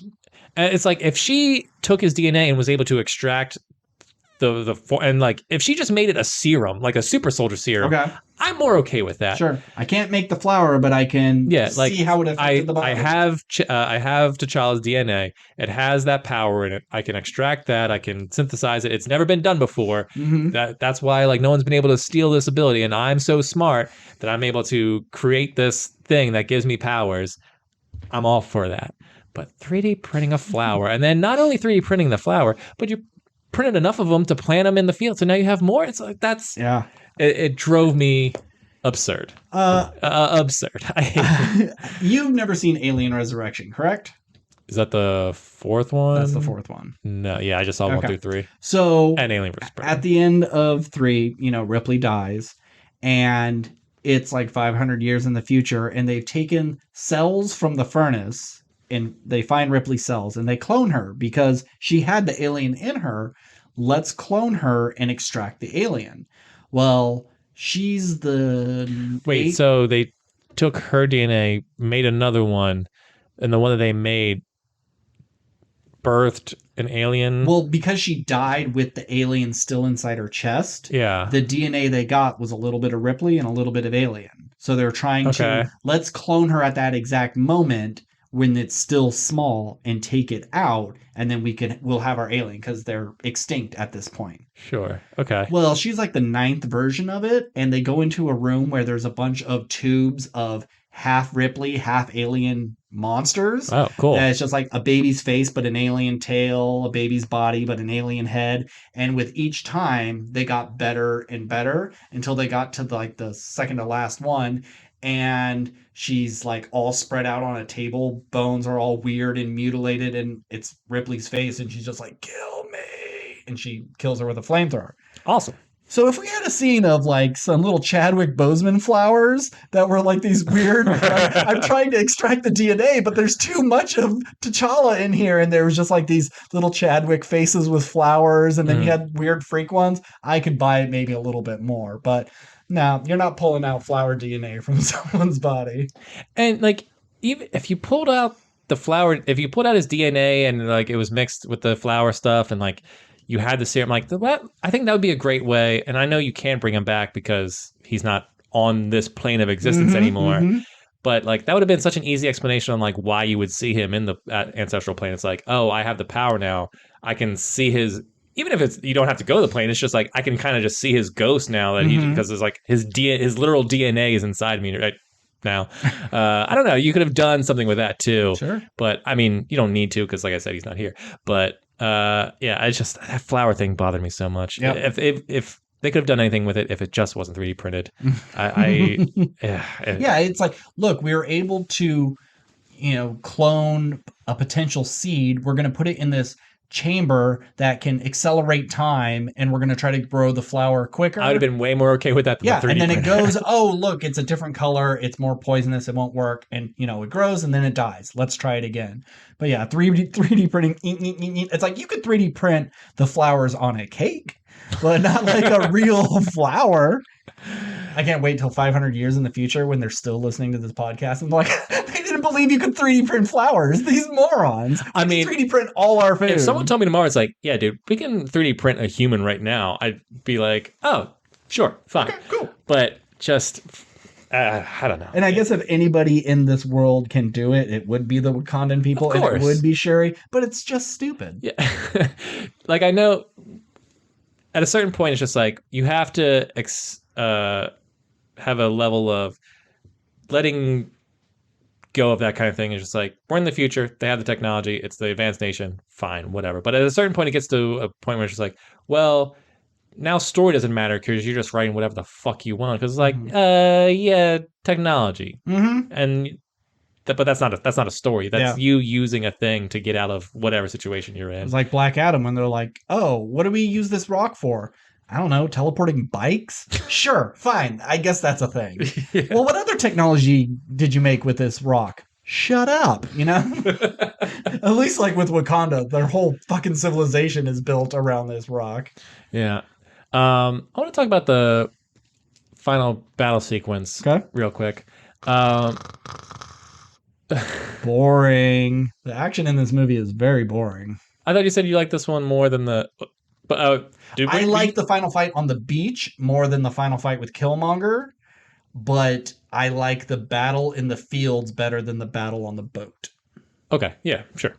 I can agree with that. Because, well, real quick, I really liked the flooding of Wakanda sequence. I thought that was all really well done. Best. Yeah. I think that was probably my favorite action sequence in the movie. There's a lot of that scene where I was just like, I'd like to see how they kind of did a lot of this stuff.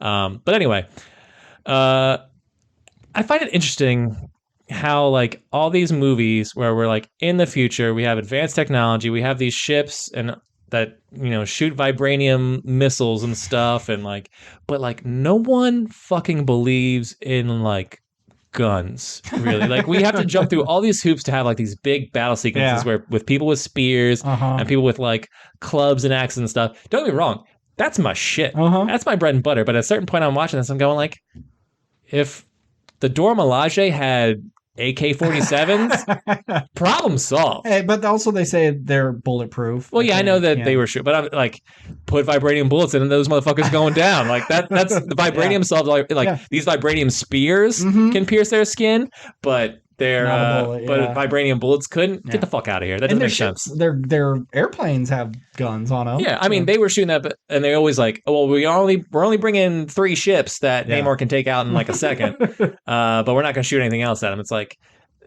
they need, and their spears in the Battle of Wakanda when Thanos ships landed and all those monster things came out. They had lasers that shot out of them. They have long range weapons. Yeah. Where'd those go? Nah. Nothing. We're going to hang off the side of a boat and do a G.I. Joe retaliation. We're going to do the, what's that Matt Damon movie? The Great Wall where the Asians are jumping down.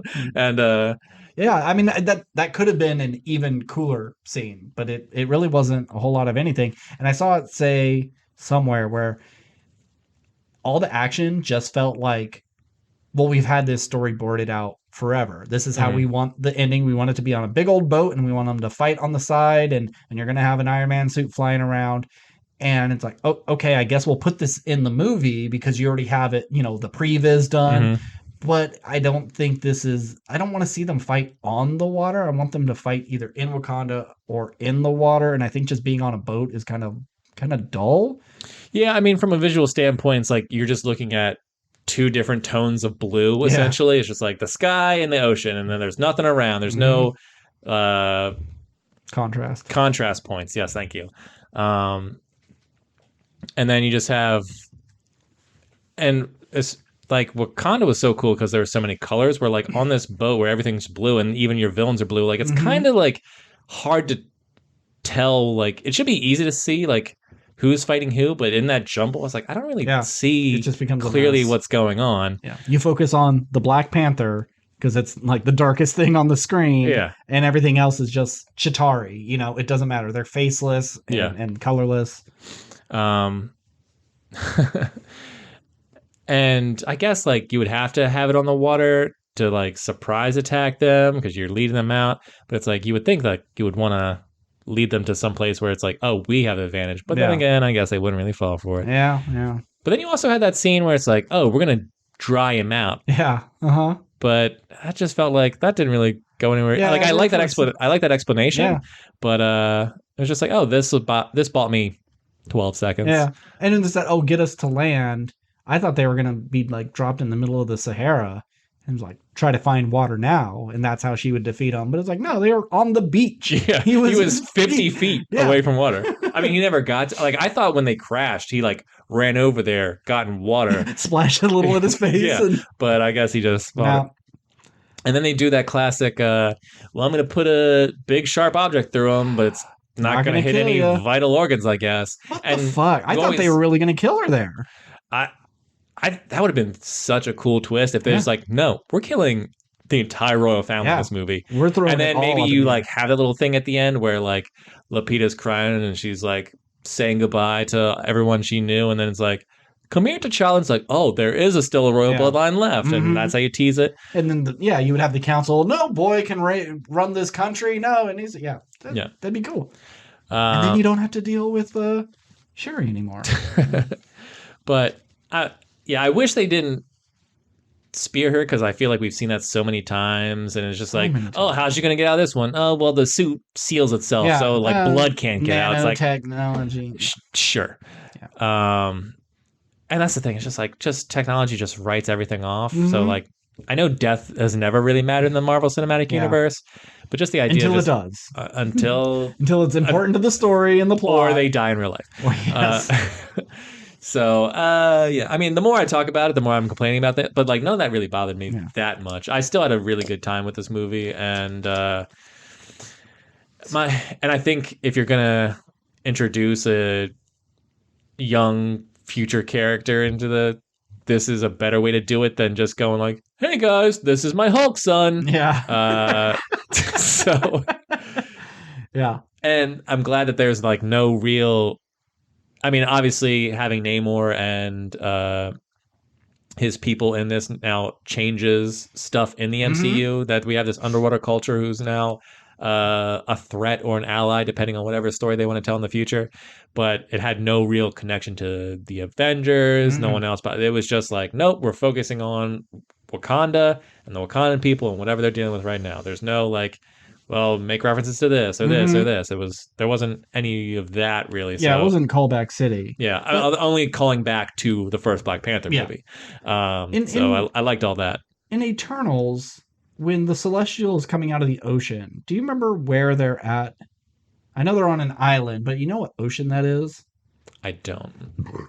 Because that would have been a kind of a thing. Like, we were totally cool being by ourselves and no one disrupted us, but then the Celestial started busting out of the earth and ruined our home or pushed a lot of that vibranium up from underneath, and now people are getting at it, and okay, what's going on the earth now? It's time for us to investigate. I think that could be a fun idea for the sequel, where you do your Namor movie. It's like, oh, what if there's either a rival I mean, I guess there wouldn't really be a rival underwater nation because there could be like rebels and there could be rebels or like they just want to set up another outpost, like living in the head of a Celestial or whatever. Like, I think that could be a fun idea. Yeah. It's just like, oh, that's our second base is. Yeah, why isn't that the supervillain's lair? You know, you put your little thing in its hand, and that'd be super cool. Get Feige on the phone. Do you have anything else to say? Well, before my pitch. Okay. No post-credit scene.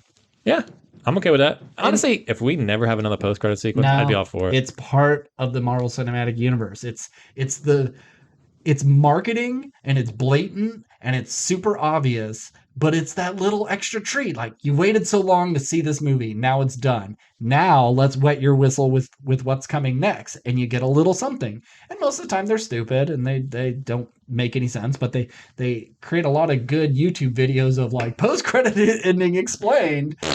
Well, hey, after Doctor Strange, it was like, who the fuck is Charlize Theron? What is that? I need someone to tell me who that character is. Sure. But I was very surprised. And I can see them going, well, this is more of a somber film. This isn't your stupid blockbuster roller coaster ride of a movie. This is a serious movie. We don't need that tag stuff. Yeah, it's like, here's this loving tribute to Chadwick and, his importance in the Marvel Cinematic Universe, and then here's like Chris Hemsworth at the end going like, "Hey kid, you ready for another adventure?" Yeah. Oh, Hercules, no! It's like, well, that kind of undercut everything we just saw beforehand. Well, I really thought there was going to be one because I was hearing a lot of talk of, well, Fantastic Four movie has not been cast yet, or they have 3 of the 4. They haven't quite nailed the whole cast yet, but one of the first people that was cast was Doctor Doom, and they haven't announced who it is. And so I thought he was going to be the post-credit scene because he also has ties with Black Panther and Namor because he is the ruler of his own nation. Right. And I think it could have been something that I have in my simple pitch to fix some of my issues. All right? Okay. Buckle the fuck up, Steve. Let's go. All right. I don't love that they started with Black Panther is dying off screen. We need to help him. Oh, we couldn't help him. He's dead. I think it should have been more heroic. Maybe it could be a little distasteful to do a big death scene in an action sequence, but I think it needs to make sense for the character and the series of movies. If you know nothing about what happened in the real world, the decision for them to kill off your main character off screen would be very confusing. There's someone who's just born today that will watch this movie and maybe doesn't have people around them to give them context and just be like, oh, I didn't know this thing. This is a weird way to start your movie. So you need to have Chadwick or at least Black Panther in it in some way.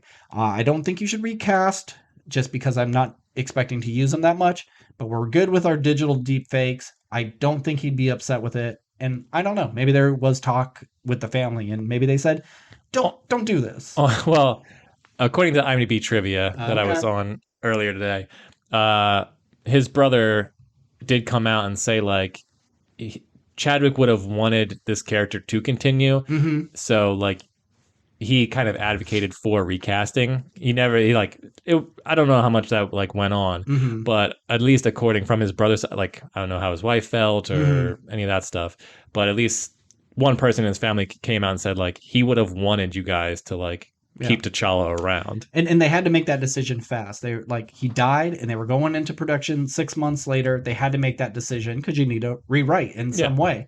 And I get it. You would probably create a lot of hubbub if they did recast, and who wants to take that role away from him? It's a tough thing to do.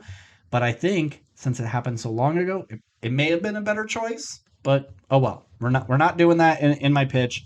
We're just gonna do a digital double on someone. So, 1,000 years ago, I can't remember how long they said Namor was alive, but he's been alive for a while. It was 1570, I think. Okay. So he's been around for roughly 450 years. Okay. Well, regardless, who cares about the timeline? Let's say 1,000 years ago, they're not Atlanteans, Talakoans? Sure. Namor's people and the Wakandan people, they had a bond. They knew the meteor that was in their lands was special. They were the only people that had it, and they both agreed they would leave each other alone. What? Sorry, that thing came up. I was worried it was going to say something, but it just made us stop anyway, so I apologize.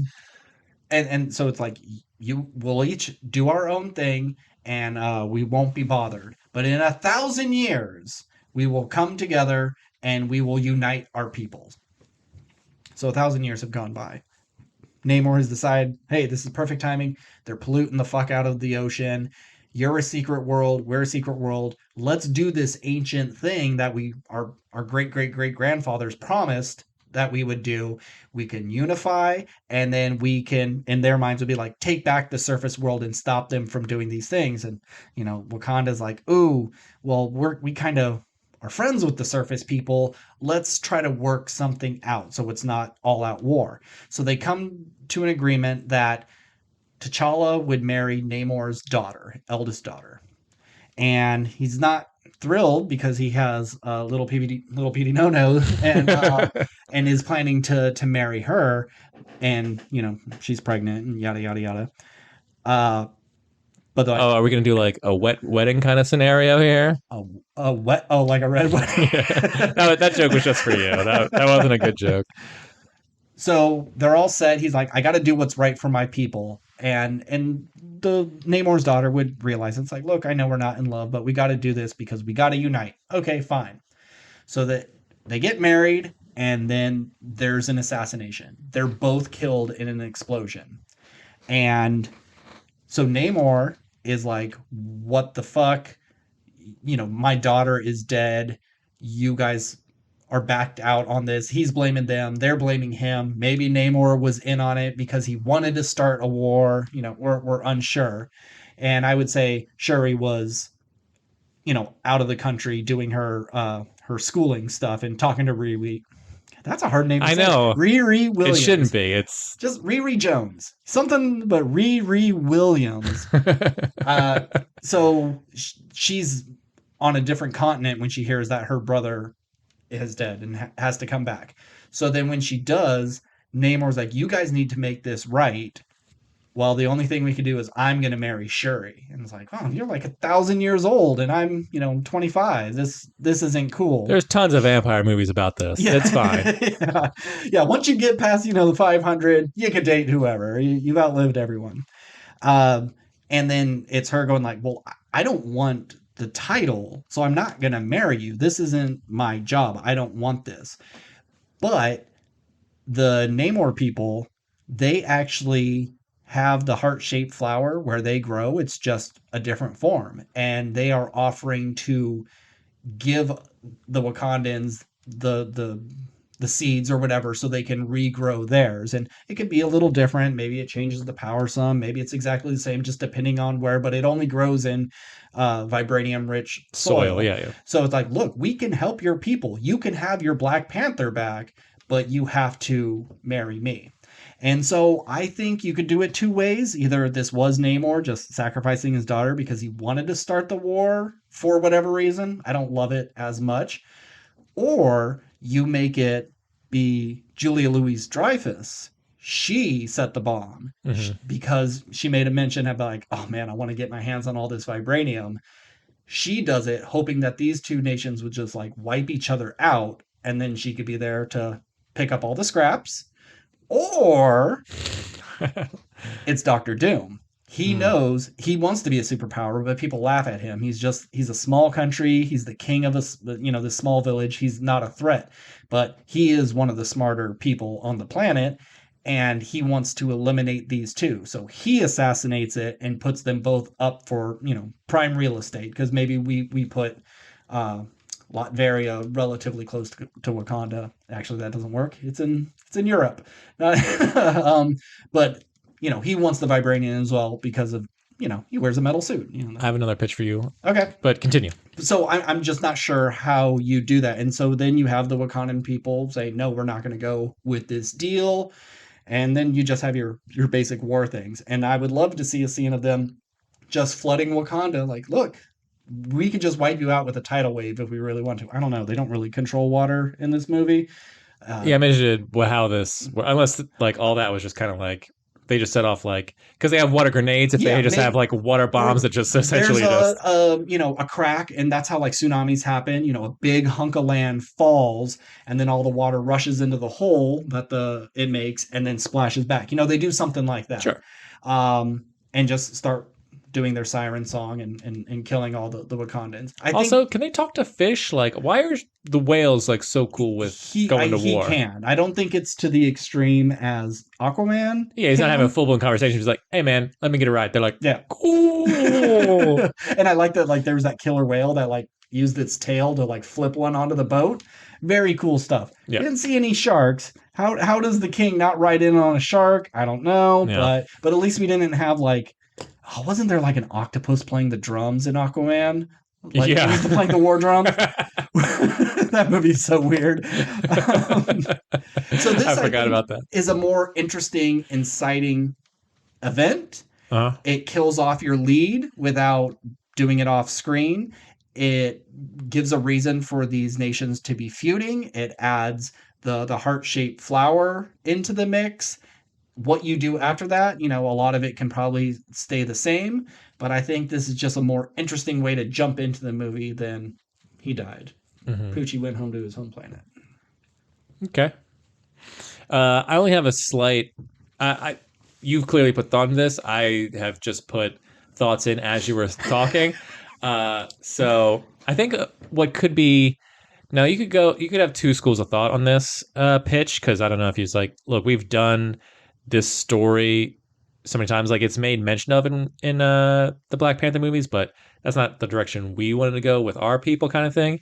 But what you could do if you want to bring in Doctor Doom in and make it sort of like a three-way nation war kind of scenario, it's like, what if Victor Von Doom, like his original family fortune and that he got that sort of like made his country rich and his people, like what if he was those guys, like his family used to like get slaves. They were the colonists. Yeah. And they like were taking people, not necessarily from Africa or what kind of, but it's like they had ships that were like taking people from Africa, and that's how they were getting their fortune. They're part of like the East Indian Trading Company or whatever, yada yada yada.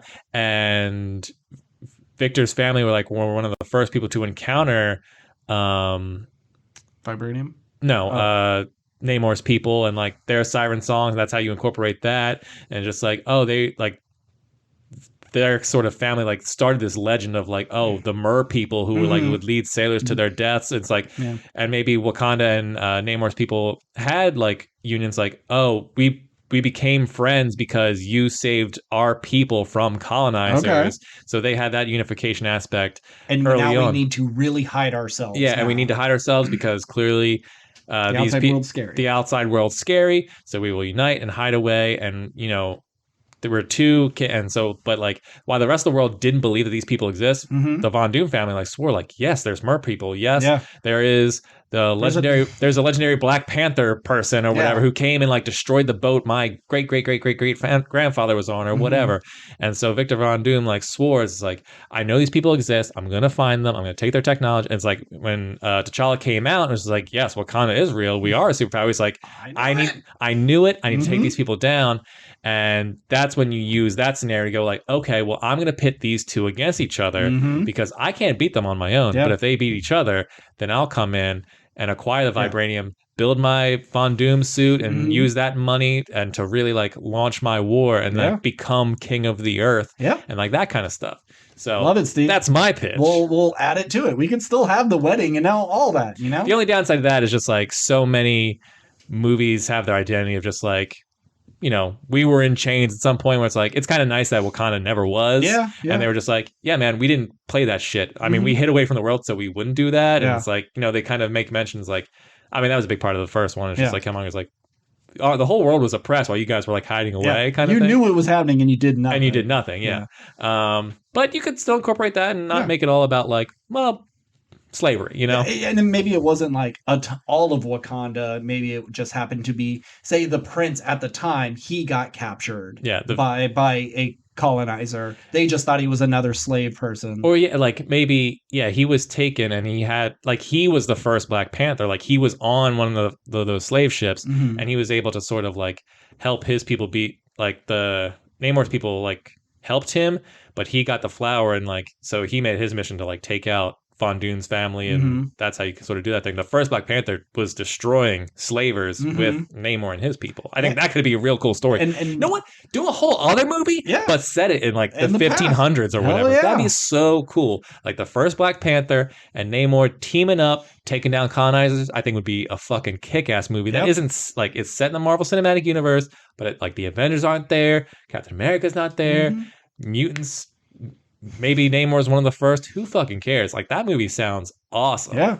And maybe that's where the heart-shaped flower came from was, Namor's people are helping the first Black Panther, and that's all they have to eat. They give it to him, and it's like spinach. It's for Papa. He got all these powers from it, and so it's like he took it from them, brought it back home, and then it naturally grew there. Yeah, that'd be cool. Like that. Ben, give me a high five, bro. See, we rolled really well. Now we have a better Black Panther movie. Let's see. I think that's it. What would you rate it? I'm gonna go. B. Yeah, B. Okay. I think that's fair. I could have possibly given it a B plus, but the more we talked about it, I'm willing to concede that it's not perfect, but I'm not the biggest Marvel fan anyway. But I enjoyed myself all the way through, and I was never bored. And despite it being long, I didn't think there was like pacing issues really. Yeah, I didn't get too bored either. Performances, sequences, emotional stuff, like all worked for me across the board. So a solid B, pushing B plus, but I'll keep it at a B. Okay. I'm sure I gave like other Marvel movies that we're going to talk about in our list that I'm sure I like a B plus or something that I'll probably put below this. But that's the lovely thing about art. Your opinions can change. So fuck off. All right. So we are going to do a little tier list. We are going to rank the MCU Phase 4 movies. Because Ant-Man Quantumania is the final Phase 4 movie, right? No, that's the first of Phase 5. Oh, first of Phase 5. This was the final? This is the final one. I guess technically the Guardians holiday special. Fuck out of here. But who cares? That ain't a real thing. Now that Phase 4 has come to an end, Steve and I, we are going to rank these, every movie, TV show, anything that came out in Phase 4. This is the weirdest of all their phases. It's not as cohesive, and they got a lot going on. I didn't realize we were doing TV as well. Oh shit. Yes, we're doing it all. Fine. So we have 7 movies, 7 TV shows, and 1 special. There are 2 things on here that I'm not going to count because one isn't out yet and one we didn't see, which is the I Am Groot shorts. Yeah, pass. They're just shorts. And we're not going to talk about the Guardians Holiday Special because it's not out yet, which I think is the official end of the Phase 4, but who cares? Yeah. We're going to do the more important things. So can you give me the list of the TV shows real quick? As I have What If, WandaVision, Falcon Winter Soldier, Loki. What's the other stuff? Hulk. She-Hulk and Moon Knight, and then Werewolf by Night. Moon Knight, She-Hulk, and Werewolf. Okay. Cool. Well, I had the movies listed in my tiers, but this adds a whole nother level. Okay, let's do it. I'm ready. Are you doing just A, B, C, D, E, F? I did like S through D. You did S? I didn't do F. Okay. Which is so weird. It's like F is the worst and A is supposed to be the best, but we had to put it even better than the best. So I'm going to try to get at least 1 movie and 1 show in each tier. I don't want to have anything blank of like, well, there was no B TV. No, just whatever was not as good as the one above it and better than the one below it. Sorry, just for clarification, you said there is an S tier or no? I like S and F. Okay, so because that's S, A, B, C, D, F. That's 6, and then you could just double up on one of them. Okay. So. Shit. So, I was trying to do this in chronological release, but I kept getting fucked up. So we're just gonna pick and choose, just random. So one of the first things that came out in Phase 4 was Black Widow. Black Widow's kind of hard. It's a very run-of-the-mill average movie. I think we should skip this one. Because I think there are definite winners and definite losers when it comes to all these. And if I put Black Widow in a C, I don't, maybe it doesn't quite deserve that. So I'm gonna pick what I think would be of the movies. I think we should go back and forth. We'll do one movie, then one show. How about that? Okay. Okay. I think my S tier for Phase 4 movies is Spider-Man No Way Home. So you said your S tier? S tier movie is Spider-Man No Way Home. Jumping straight to the best. Okay.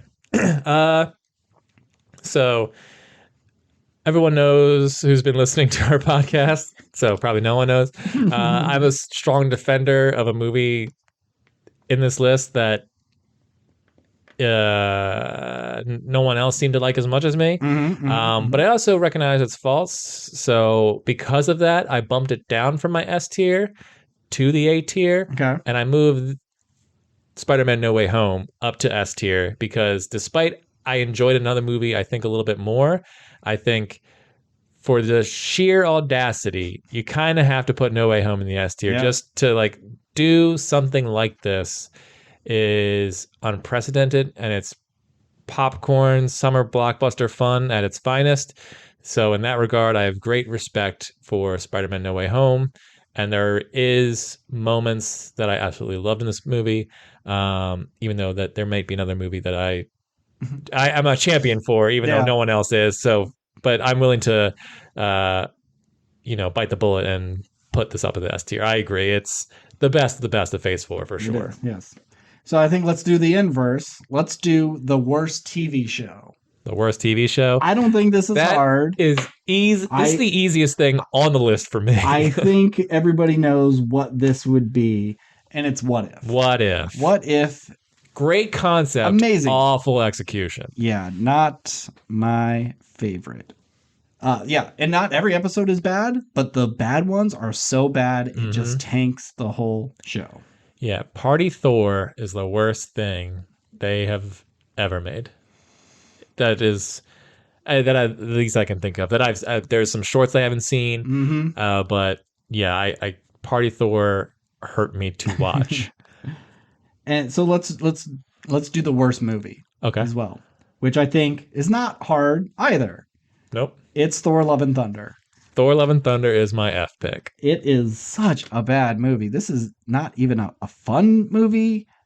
It's the one that needs so much work. It was like a day one draft. There's some good concepts in here. Gore the God Butcher's cool, but that was squandered. There's some visually appealing stuff, but like I don't think there's one scene in this movie where I was just like, man, that's a great scene, or that's an emotional scene, or what a amazing action sequence. Like I like the black and white fight sequence. I know you didn't care for it. I thought it was pretty cool. That being said, it's just you had a great villain that you just threw away, and one of the greatest actors of our generation, and you just squandered him. I know. And you just made Thor so fucking dumb and annoying and unlikable and all this other stuff where he was awesome. Yeah. And just the worst. I wouldn't say it's an F movie, but if in comparison to everything else, it's bottom of the list for sure. I'm pretty sure it was a D- movie for me. Yeah. So yeah, I wouldn't call it an F movie, but because this list is in context of these movies only. We're not comparing it. Like No Way Home, I really do like it, but if I was doing all the Marvel Cinematic Universe, it probably would be closer A, maybe even B for me. Okay, let's do another show. I'm gonna do my S tier show. And I think this is when we're going to start differing from each other. Okay. I think WandaVision is the best TV show that they have done for the Marvel Cinematic Universe. Okay. You say Loki, right? I do. All right. And that's totally fine. I get it. But WandaVision is just so creative. I mean, Loki is as well. And since we're there on Loki is going to be my A pick for television. So Loki's your A? All right. So we've just switched. Okay.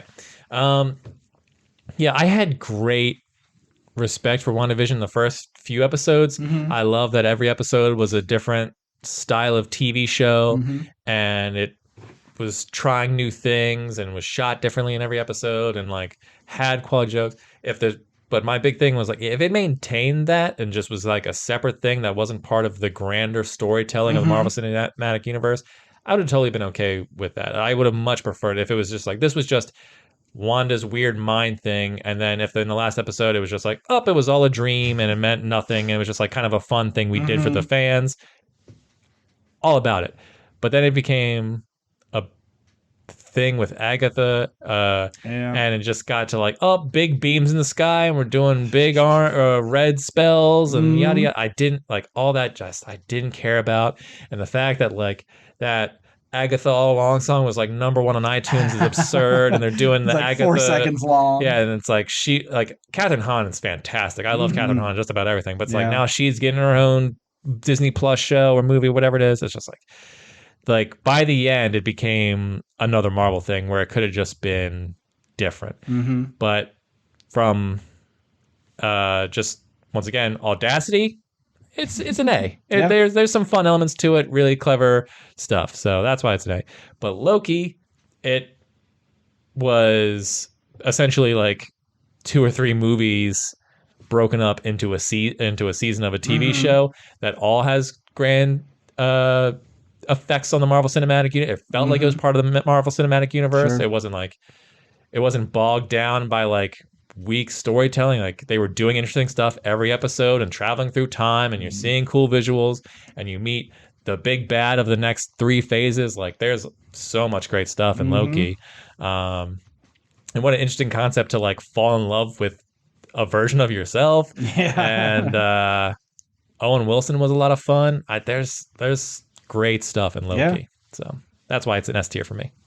Okay, so now I think it gets a little harder. Yeah. Trying to fit like where everything should be on this list. Uh, I want to do something in the middle.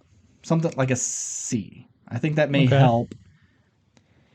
I have 2 CTVs and uh 2 C movies. Okay. I'm going to put for my C movie, I'm going to put Black Panther. Okay. I think is a perfectly fine movie. I don't have a lot of hate for it for any reason, but I think there are other things that are better and worse on this list. Okay. Where does that fall for you? Black Panther. Yes, Black Panther is my B pick. Black Panther's a B pick. Okay, I It's the only B movie I have. okay. I think my B movie is probably. Oh, this is hard. It's probably Eternals, and I'm shocked to say that. I'm shocked to hear you say it too. Because I didn't love it the first time around, Uh-huh. but when I watched it the second time, I liked it a lot more. I think there's a lot of potential. It's definitely too long. Could have been cut down or extended to be a show. It's in that sweet spot of just like Yeah. too much info, and too many characters, and not a great bad guy. But I think there is a good movie here. Mm-hmm. Um, and I think people may be upset with what my A movie is going to be. Let's do another TV show. Falcon and the Winter Soldier. Where does that fall for you? Falcon and the Winter Soldier is one of my 2C shows. Falcon and the Winter Soldier is probably my D level TV show. This was a movie that did not need to be a show, that had a really great premise of villains that you kind of care about what they're doing, but then they do irrational things of like, let's just blow up an orphanage. Now we're real bad villains. Like they didn't need to do that. That's not who they were from the get go. And I was hoping the buddy stuff would be a lot better, and I don't think it was. And this put a sour taste in my mouth when this came out right after WandaVision. Like, oh, Yeah. maybe they aren't striking gold every single time. Yeah, I mean, this was the show that I think I said I was most excited for because Captain America was always my favorite ever since the Marvel Cinematic Universe started. So if this was more continuation of that, and like Winter Soldier is still my favorite MCU movie, I was like, okay, great. We're going to get some. It wouldn't be the Steve Rogers events, but it would if it's anywhere near that. It's like, okay, great. It's more Hmm. about like political intrigue and espionage and that kind of stuff. I'm like, oh, that'll be really awesome. But then I was disappointed because yeah, the buddy stuff wasn't as good. The action wasn't as interesting. Like Baron Zemo, I think is a cool addition to the crew, but Hmm. he didn't.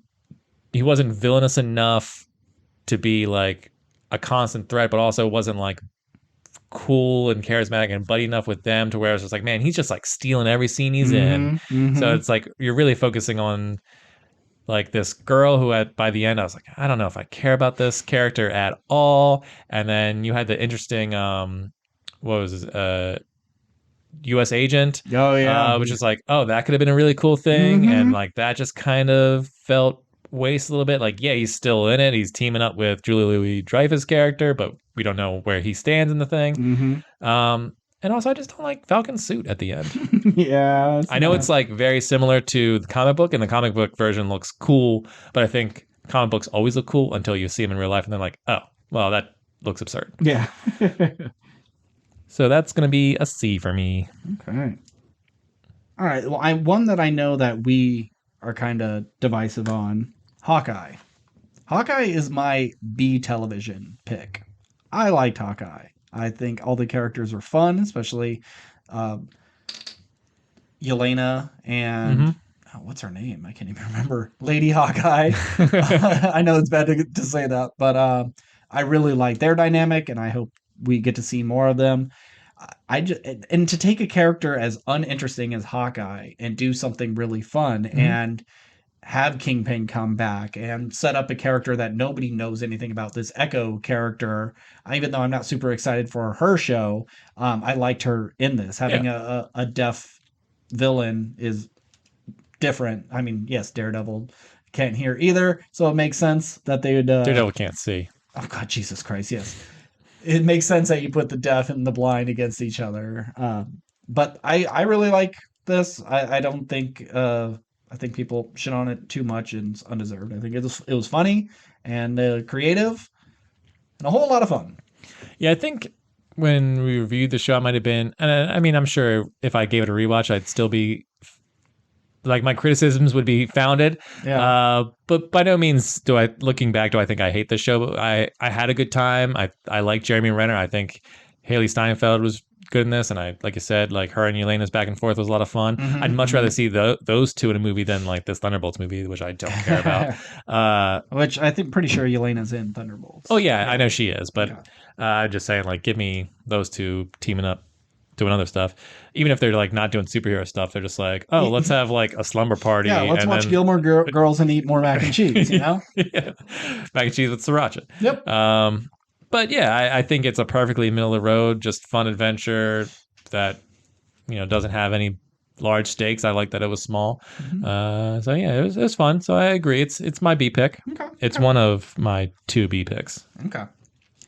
Yeah, I realized I forgot a show on here. So for the TV, including Werewolf by Night, you should have like one of everything and then three that are duplicates.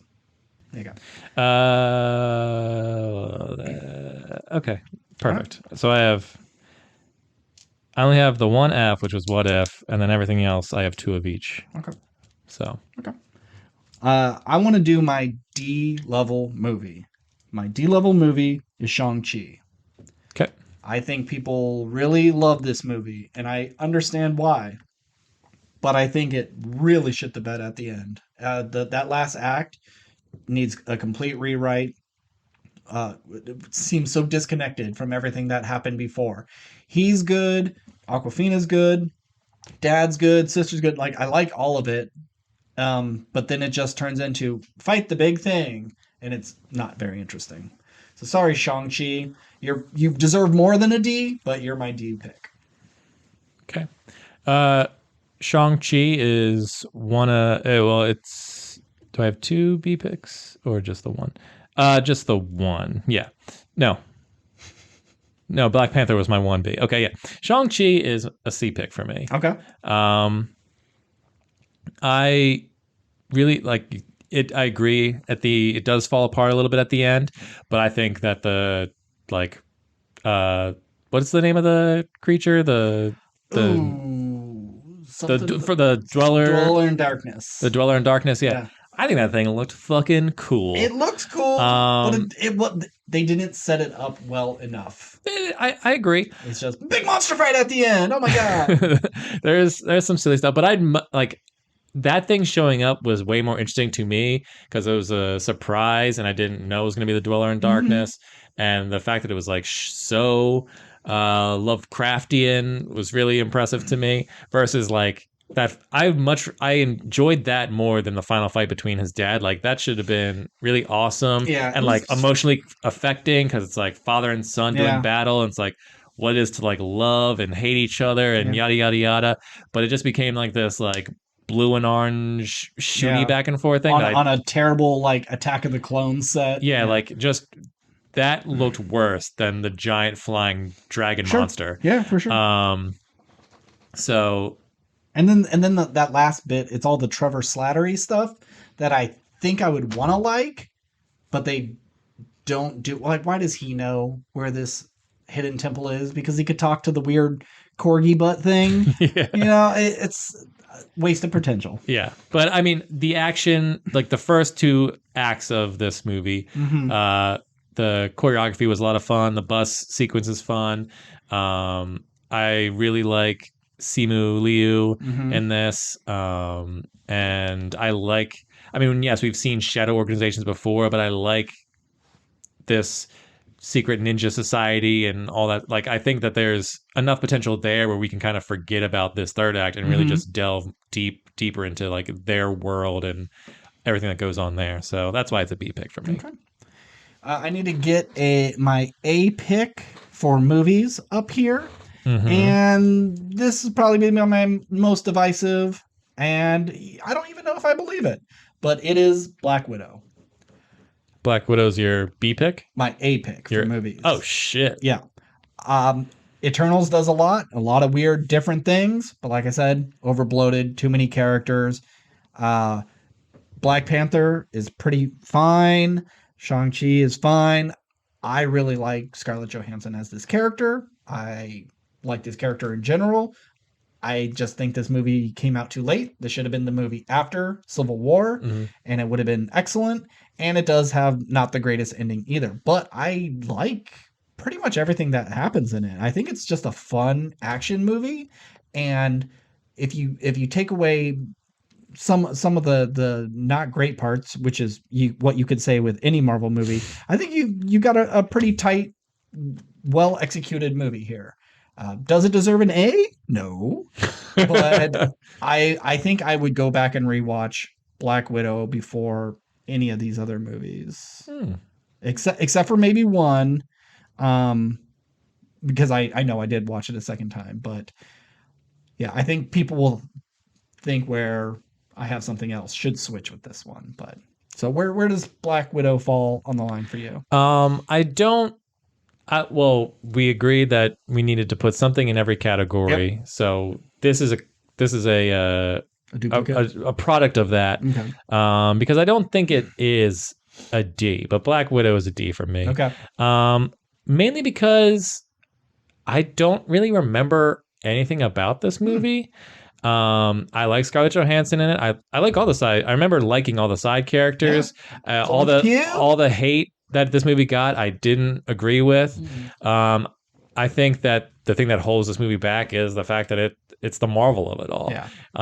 I think if this was just like a female driven super spy thriller thing, like this is Scarlett Johansson's Mission Impossible stuff, like it could have been a pretty cool movie. Yeah. And I know we sort of got a lot of similar stuff with this with the Jennifer Lawrence. I didn't see Red Sparrow, It's good. but it's trained by a Russian Yeah. organization to become They're on the spy. different There, side of the spectrum. Like yeah, this is the gritty drama and this is the big action. big action thing. Yeah, it's the Bourne movies versus or James Bond versus Mission Impossible. It's Yeah. like that kind of thing. Like one's serious, one's more kind of Hmm. action oriented. Um, but yeah, I just don't really remember anything about it. It's like I know everyone makes fun of the Florence Pugh shoving the spear, like bad CGI. Yep. All these fucking Marvel movies have bad CGI. Every single one. It's like, yeah, that shot's funny, but it's by no means like so egregious that I'm like, this movie's terrible. Look at that.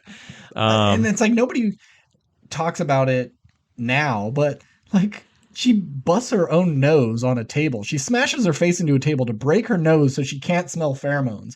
That's dumber than a stupid explosion taking down a helicarrier, but it's still fun and different and something I hadn't seen. Yeah, and I like that it's like no one in this movie has superpowers. Really. I mean, I guess the David Harbour's character has some kind of like super soldier serum he thing. Does, and what's her face? Taskmaster has like at least tech enhanced. Sure.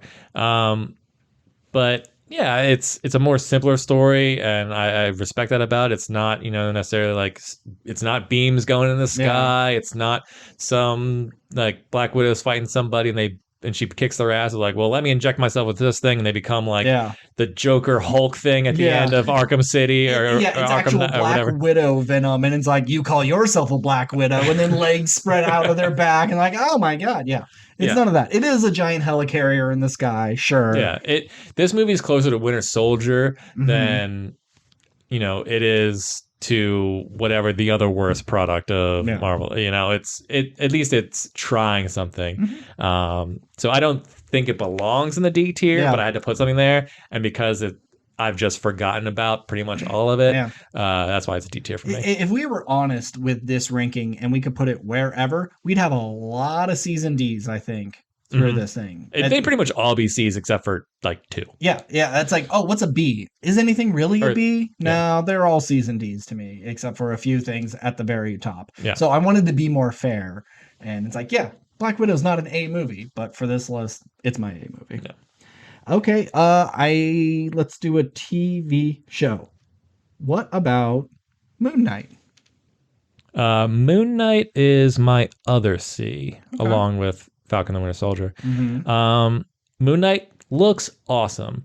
I apologize for because I haven't seen the show since it came out. I forget the female character in it, his love interest. Oh, the one that gets the bird powers? Yeah. Her costume is probably might be my favorite costume that the MCU has done for a superhero. I think she looks badass, especially with her big curly hair.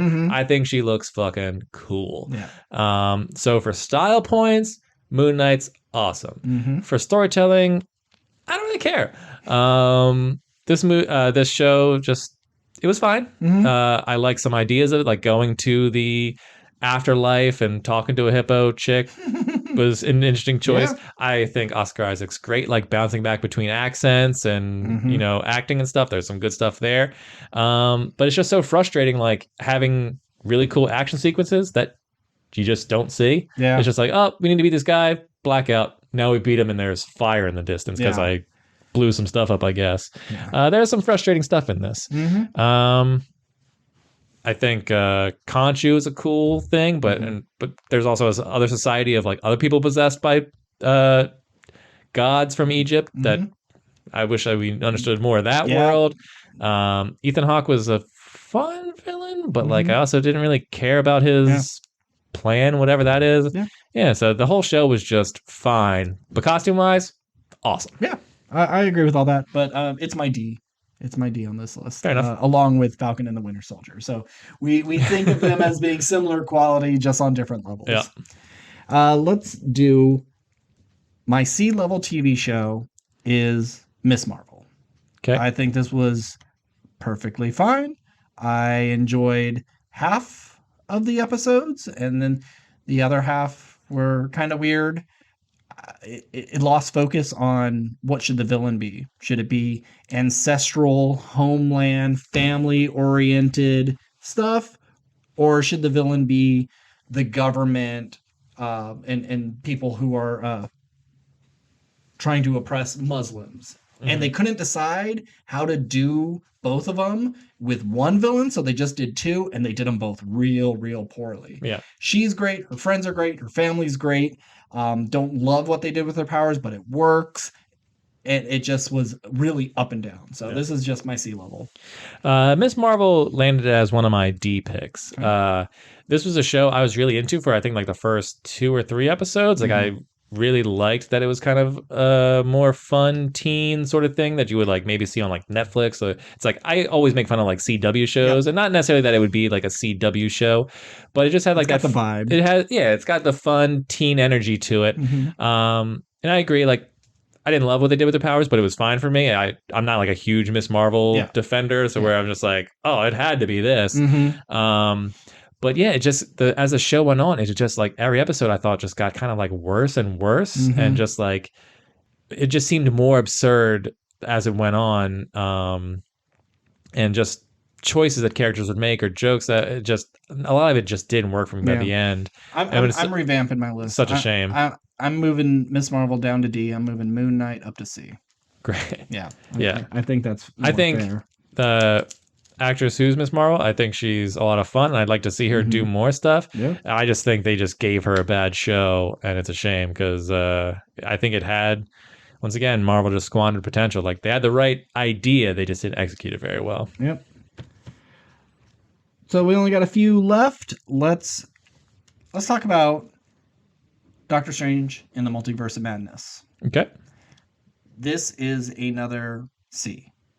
I think people would probably switch this one and Black Widow. Like this would be the A movie. And it really could have been.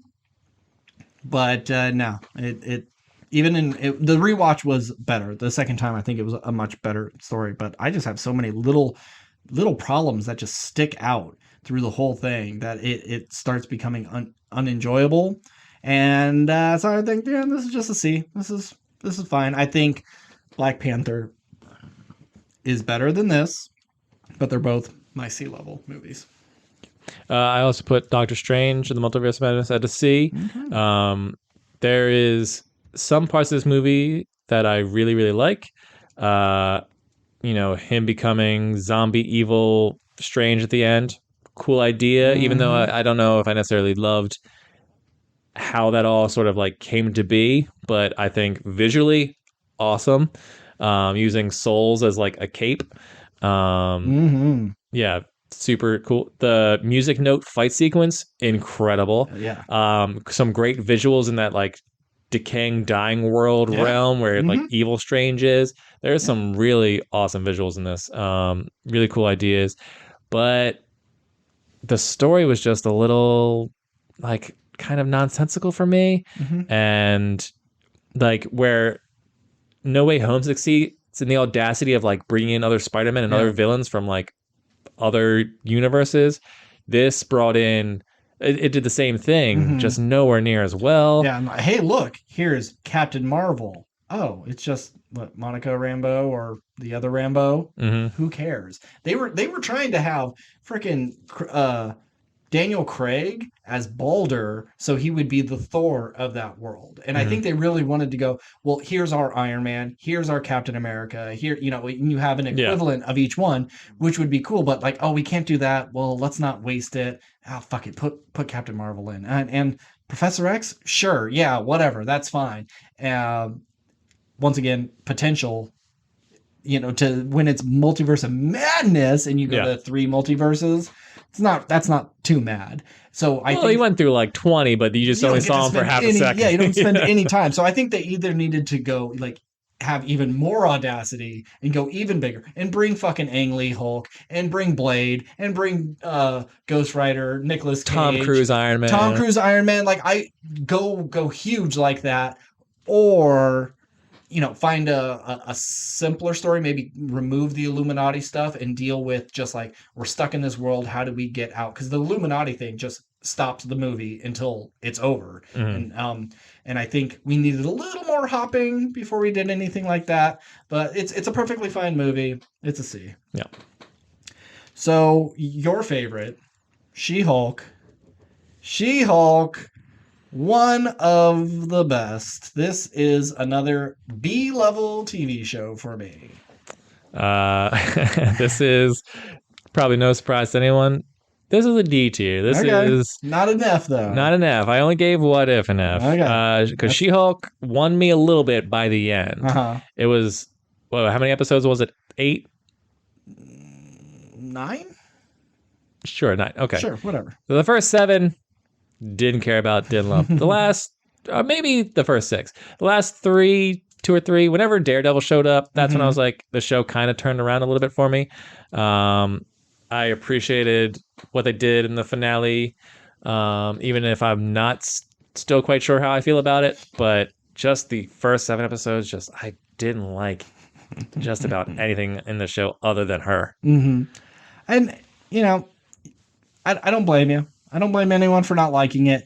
As long as they like it for the reasons it's not funny. You know, if you don't like it for that, fine. It's the people who just don't like it because, women bad. Those are the assholes. Yeah. So I love this show. I would say it's better than Hawkeye for me. There it goes. Yeah, it's my third favorite of the Marvel TV shows. Very clever, lots of potential for future things, and they milked as much as they possibly can out of that concept, and I applaud them for it. So we only got one thing. Well, I think they milked it, and then they beat the dead cow. They milked it dry, and then they beat its corpse. Yeah, I can understand that. Trying to get one last drop out of it. So the last thing is our special, Werewolf by Midnight. I thought this was pretty good. I enjoyed this. Could have used more in runtime, more in backstory. This could have been a B for me, but it is a C. I think it's plenty good. I would say it's better than Moon Knight, but I don't know. There's only so much of it. If it had a bit more, maybe it could move up, or maybe it could have moved down. You put too much in this and it ruins it. But I liked it well enough. Yeah. I wasn't sure if I was even going to watch this special, but I'm glad I did. This is a B tier for me. This is my other B. And once again, I think it just it's like this could be in the Marvel Cinematic Universe. It could just be its own 1-hour thing, and we'll never see any of these characters again, and that totally works for me. Like, this is what I wanted WandaVision to be. Like, this is should have been a story where it may have nothing to do with anything else. It was just a fun way to do something different. It's like, I like that it was shot in black and white and kind of looked old-timey, but still kind of fit in the modern world. I thought he looks really cool in his werewolf form. It looked old, but still it didn't look bad though. For a 1-hour special, it was just kind of a lot of fun. Man Thing, I thought CGI wise didn't look great, but when it was color, I thought it looked okay actually. And everyone was pitching Doctor Strange and the Multiverse of Madness as oh, this is the horror movie, and there was horror elements to it, but it never really got scary. Where this, I thought even though this wasn't scary, it nailed the horror theme more for me. Absolutely. So that's why it's getting a B. I needed more time to gestate. I'd be happy to see an 1.5-hour version of this movie as opposed to 1 hour, and we could have gotten a little bit more character development. But other than that, pretty solid special. Not to go off tangent, but or off topic, did you watch Nando's video of these are 10 ideas for Marvel specials, things that don't need their own movies, don't need their own show, just give us an hour and 10 minutes. It's pretty good. He has some interesting ideas on there. I think you got to the end of the list. I don't remember ever talking about Eternals. Oh, you never did? No, because I think you talked about it for a brief second. Yeah, and then you never got to say. So Eternals is your A? Eternals is my A pick, for anyone who cares. This is the movie that I was strongly defending and was considering putting in S tier, but I understand because of its faults, it landed in the A category for me. I thought for as long as it was, I was never bored. It had a huge cast, and that's often a big struggle for directors to find a balance between how they all fit and can they all work together and not feel dragged out or not feel underserved. And I thought for the most part, as an ensemble piece, it worked great.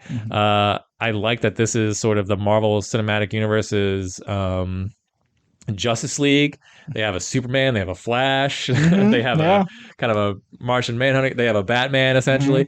Like they have all these characters, and they were all fun. And I liked that they had interconnected relationships. Some were platonic, some were Hmm. romantic. I liked how they fit in through history and how they took a back seat after like Hiroshima bombs were Hmm. dropped and stuff. Like I thought like there's a lot of stories you could tell with these characters, and the fact that you told centuries worth of information in this 2.5 hour film and Yeah. it just all worked. It's shorter than And Black Panther, and they do so much more with their time. yeah.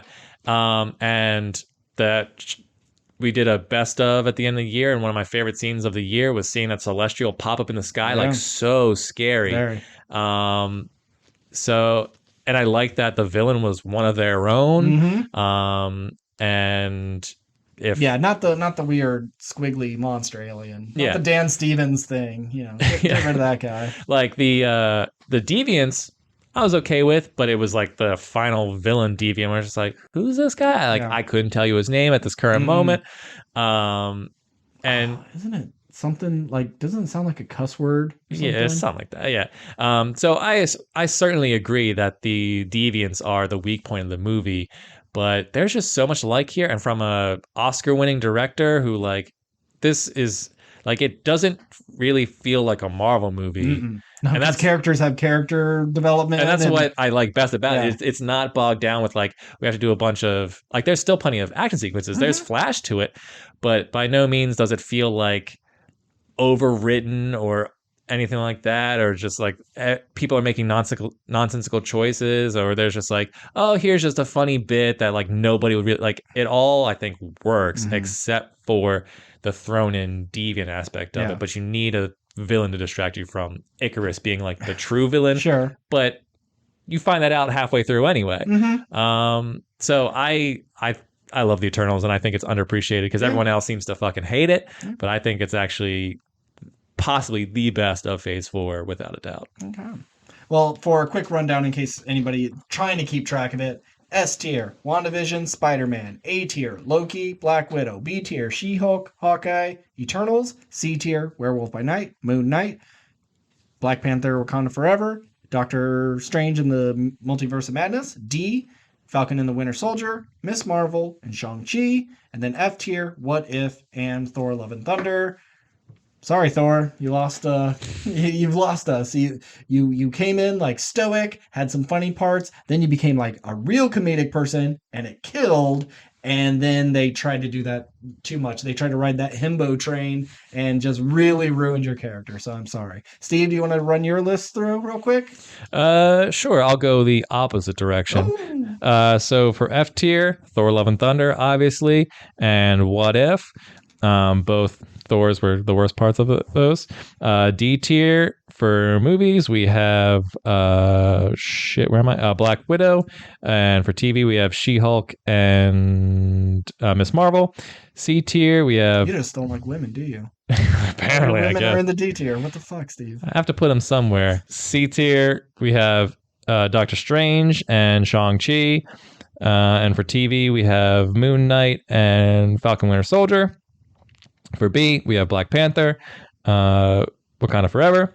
For TV, we have Werewolf by Night and Hawkeye. And A tier, we have Eternals and WandaVision. And then for S tier, we have Spider-Man No Way Home and Loki. I think that's everything. Yeah, I think that is. And we have a lot of things that are pretty similar or just off by a little, but I think that's a pretty good list. And we'll talk probably more about Phase 5 at the end of the year when we're looking forward to 2023 and all the things that are coming out for that. Yeah, what's next week? Next week, we'll probably talk about Death Note. Death Note, yeah. Then watched an anime. Yep. Yeah. Is this the first one you've ever completed from start to finish?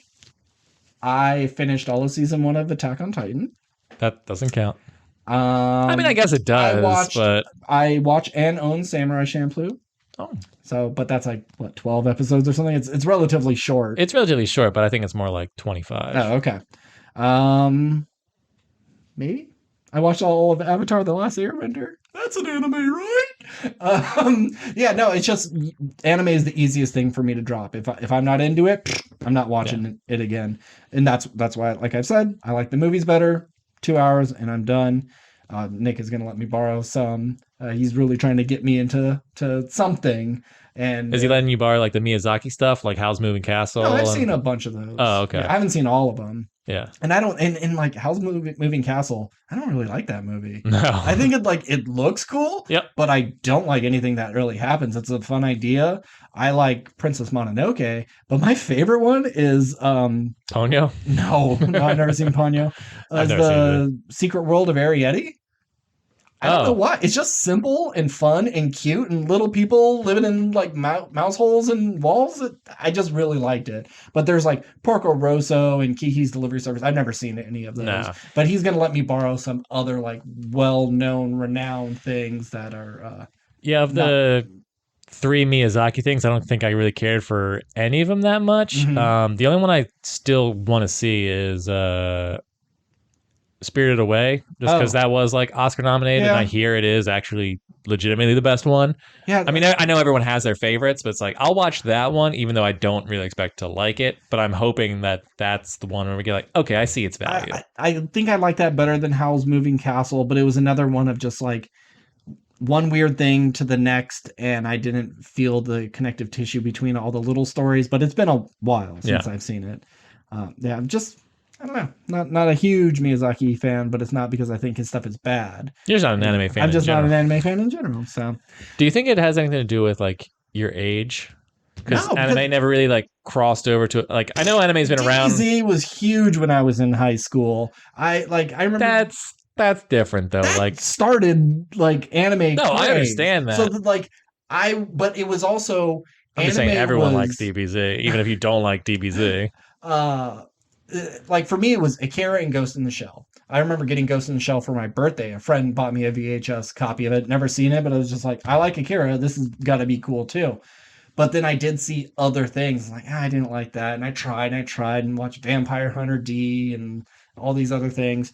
But I think also culturally, anime was lame shit. It was like you would be embarrassed to own the shit that people proudly display now. You would have been mocked by everyone in school if you came to school in a like I wore comic book TV shirts and I got made fun of. And it's like that's just comic books. That was like normal American stuff. If you announce that you liked anime, you were just instantly, oh, you're a weirdo pervert. Because all anybody knew was that's cartoon porn. Anime is just cartoon porn. So it could have been something like that. Like, well, I like this thing, but I don't want the stigma, so I'm going to ignore it. I don't know. Maybe that could have been it. But it's just as the years went on, the more and more I tried, the more and more I disliked. Yeah. And it was just hard for me to. Oh, I finished Gurren Lagann. I did that one. Oh, okay. Yeah, that was on I was older. I was in my 30s, and my roommate was like, "You have to watch this. It gets crazy." After episode 112, I don't know how many episodes there are on that show. It's not that long, but it's like machines and attaches to another machine, and you get into a bigger machine, and then the machines are so big that they're like throwing planets and galaxies and stuff. So I have heard about. Okay. It gets a little ridiculous, but it starts off pretty great. So yeah, we're going to talk about Death Note. Because, I'll get to a reason why next week. But I don't think there's... Oh, the menu comes out. I am going to go see the menu. That looks interesting. If you don't want to see it, that's fine. But I am going to see it. I probably won't. And talk about it. So, we can cut all this. So the podcast can be done. But I just wanted to say, I think with the difference between your age group and my age group in terms of anime, it's like when anime was cool, when you were in high school, it was, I don't want to show this to my boys or chicks because everyone will make fun of me. Where for my age range, it was like I can show this to my boys because I know they like this shit, so they won't make fun of me, but I'll never show it to girls. And then you go 10 years younger. And then we go to kids who are younger than me. It's like this is my life. Boys and girls, they both love anime. On this shit. Yeah, everyone likes anime now. Like no one gives a shit if you like anime. No. But it's just like I didn't tell girls I liked anime, but you didn't tell anyone. You don't tell anybody. Like you had very specific people that you knew who liked that. And so when I see, especially like a lot of streamers and YouTubers that are like really big into anime, and to me, it just makes me think like, wow, you guys are real dorks because this does suck. And you're basing your whole fucking life around it. All right, that's your thing. Yeah. I mean, it's so like I think I've said this to you, but like, because a few years older than me, and it's like I come down here and watch like My Hero, or like I've been watching Death Note, and of course she like comes down when I'm watching this shit, and like I'm immediately embarrassed because like this I recognize this is embarrassing to like, especially like because I try and listen to dub, but sometimes it's not available. And so like listening to Japanese and you just hear like and it's just like, what the fuck are you watching? And it's just like you just see people with a bunch of weird colored hair flying at each other, shooting. It's like, what is the context of the show? It's like, babe, I can't even begin to tell you what this show is really going on. Yeah. It's absurd. My roommate is younger than you, and I'm watching Death Note, and it's not as cringy. No, Death Note's like the easiest one to like jump in and be like, sure, this is easy enough to explain, but then they're like, what the fuck is this Shinigami thing? It's like, look at that thing. It's like, just him being there. Like, I can't wait to talk to you about the show. I cannot. Yeah. Like, if she walked in when like he met Misa, have you met Misa yet? Yeah. Okay. We'll get into it. But it's like, it's just this show about like a police detective trying to find a serial killer, pretty much. And I hear the door unlock, and I'm like instantly backing out of it. Like, nope, I cannot let her see me watching this. My Death Note is a dirty little secret. This fucking horror of a TV show. All right. So yeah, we'll be talking Death Note, maybe some other things. We'll see. If you want to get in contact with us, we are at WRPL Podcast on Gmail, Instagram, Twitter, and TikTok. And as always, I'm Ben. And I'm Steve. Good night.